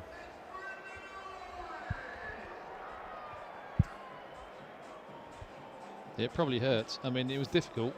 He had to get over the boundary board, but Darren Lawrence, I mean, he's gone forward and played the first one off the back foot, which has been outstanding, and then gave everything for that last ball. Surrey in with a great shout. The last over, what would you want to chase off the last over? 47,000 are watching. Come one, come all, folks. What a game of cricket this is. Flicked hard, straight to the man, mid-wicket, takes him. Curran has to go. Every time you think one side nudges ahead, the other one comes biting back. Back-to-back sixes, and you think, oh, Surrey now back in front, but Scott Curry, so often Hampshire's main man with the ball, strikes first up with his last over, the penultimate of this game. Oh, I don't know how to call this. He's pretty unlucky there, to be honest with you. I mean, he's hit that really well. He's just he's timed it nicely, but he's just picked out the man in the deep. And you know, Surrey still have lots of batsmen to come. I think 16 off the last over is potentially giving Surrey a chance, but they need to take 12 off the next 5 balls. Yeah, Ali Orr kept his nerve. He snared a couple in the outer this evening. Yeah. Lumsden so far has gone at 16.67 runs per over, so I think with pressure as well, and could we potentially be some wides? The cut-off we're at already. Okay, so you know, we're at a position where you're going to have an extra man in. But I think 20 might be too many off the last over, but 16 could be achievable.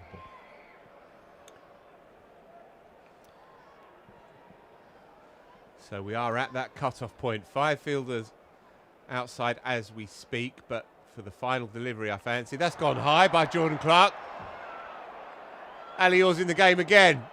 A steepler takes it. Make that 3. Held his nerve. Coming out of the night sky. He's had a bit of byplay as well with the crowd out there at mid-wicket. Gave him a wry smile after the previous one. Jordan Clark, I wonder about the smartness or otherwise of that. Maybe just pop it into the onside and get Lawrence back on strike. But no matter, he goes. Chris Jordan joins the fray. 7 down now, Surrey. Serious catch that from Ali Orr in the deep, who's been kept busy. Swirling in the wind, the ball. Just looking at the flags above the pavilion at the moment. There's been a stiff breeze all evening.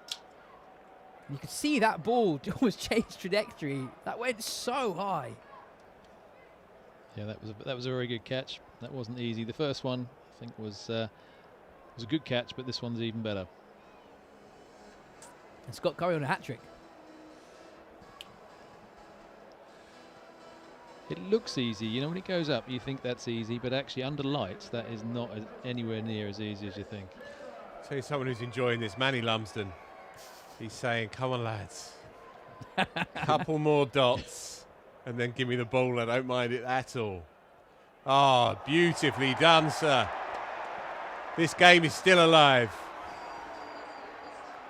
So well played from Chris Jordan. We've seen him win matches with the bat here at the Kia Oval before. Pace off from Scott Curry, and Jordan was patient, allowed the ball to come to him and just directed it. Fine of Manny Lumsden at short third. Yeah, it's a glorious shot. Always the coolest man in South London is Chris Jordan. So 3 to go in the penultimate. Single.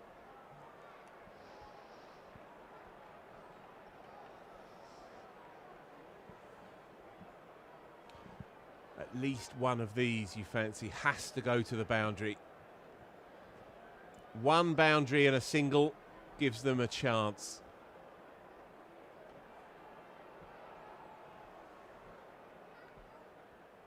Makes his move, but can't get too much of it. So Jordan back on strike. Final delivery. Just loses his shape there. Does Dan Lawrence? Was there to hit. Such an important delivery. The last delivery of Scott Curry's spell. He's been so good today. 2 for 24 off 3.5 overs in the game. Where you're defending 215. The equation changes completely in the final over depending on how this ball goes. Dot. Brilliant. The work of Curry and Dawson tonight, if Hampshire get home, will be critical. They've gone for just 66 between them in a high scorer on a flat one. That's brilliant by the both of them, and they've picked up 3 wickets as well. So Manny Lumsden cometh the moment, 17 years old, just making his way. There's a lot to love. Came back really strongly in that 3rd over as well. Showed a bit of heart as well as class. He needs to defend 22.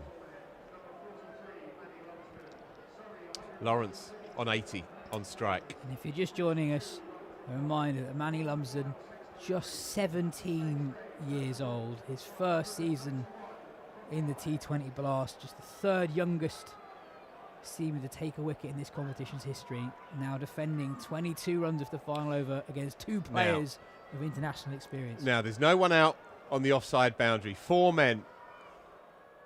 That's gone for 6. That's right into the bleachers. There's a whole clump of people right at square leg, all looking for a grand. They've all congregated there. I don't know if anyone's plucked that out the crowd. I suspect probably not at this stage in proceedings. It's a bit like a rugby line-out, wasn't it? Yeah. Well. So Lawrence on to 86. Look, if he stays at this end and gets it done. What, and scores 100? Well, there you go. Right. Does he give himself room? Yes, he does. That's 4. Wow. Right, challenge now for Hampshire. 10 runs off the first 2 balls of this over. They've missed the cut-off time, so there's an extra fielder in the ring. It means they have no protection on the offside boundary with the exception of the man at long off. When Lumsden was expensive in his 2nd over, Phil, they didn't change anything in the over. What do they do now? Well, it's so hard with no coverage on the offside. So hard. That extra fielder inside the circle is stinging them. Playing a miss. How about that? Well bowled, son. Marching back to his mark. These are the moments.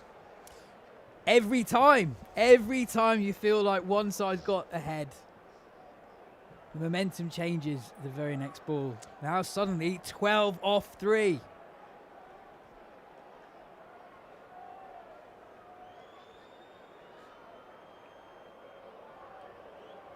What have you got? Slower ball, driven beautifully. Oh, Danny boy.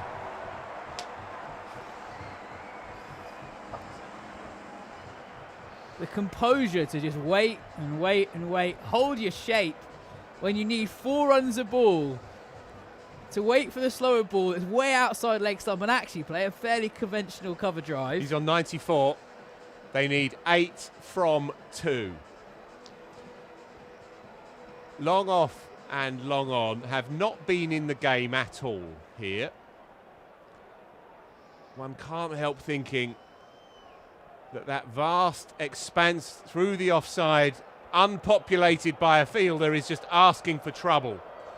Lumsden in again. Penultimate delivery. Brilliant by the boy. Misses the chance of the run out. 7 needed. The tie is on. Lawrence is disconsolate. The crowd are suddenly hushed. Lawrence cannot believe it. It was there to shovel into the onside. It was there for the shot. Whew. Leg side wide, anyone? All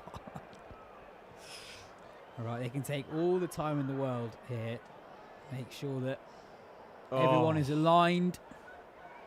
Hilton Cartwright in conversation with the skipper, Chris Wood. And the 17-year-old at the heart of it all, young Manny Lumsden.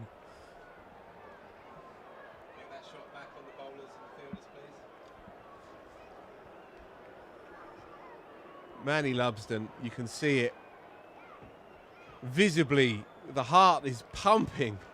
The chest is expanding by the second here. Take a few deep breaths, son. Chris Jordan, literally twice Manny Lumsden's age.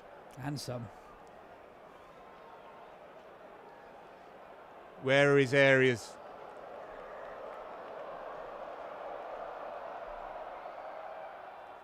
There it is for Lumsden. He has the final word. Hampshire get it done. What a game of cricket. Extraordinary. Manny Lumsden finishes with figures of 4 overs, none for 65. But my word, he has bowled his heart out, bowling pressure overs against some of the best cricketers on the circuit. He's closed this game out. What a game of cricket this has been. The number of momentum swings. And in the end, Hampshire, the form side in the division, get it done by 5 runs. Ali, how many games of cricket have you watched that have been that competitive all the way throughout? Well, it had everything, really. I mean, I thought Dan Lawrence's 94 was just outstanding. Once he got past 10, he was just sublime. Really gave a lot of energy to an innings that was trying to play catch-up, I think, at that stage.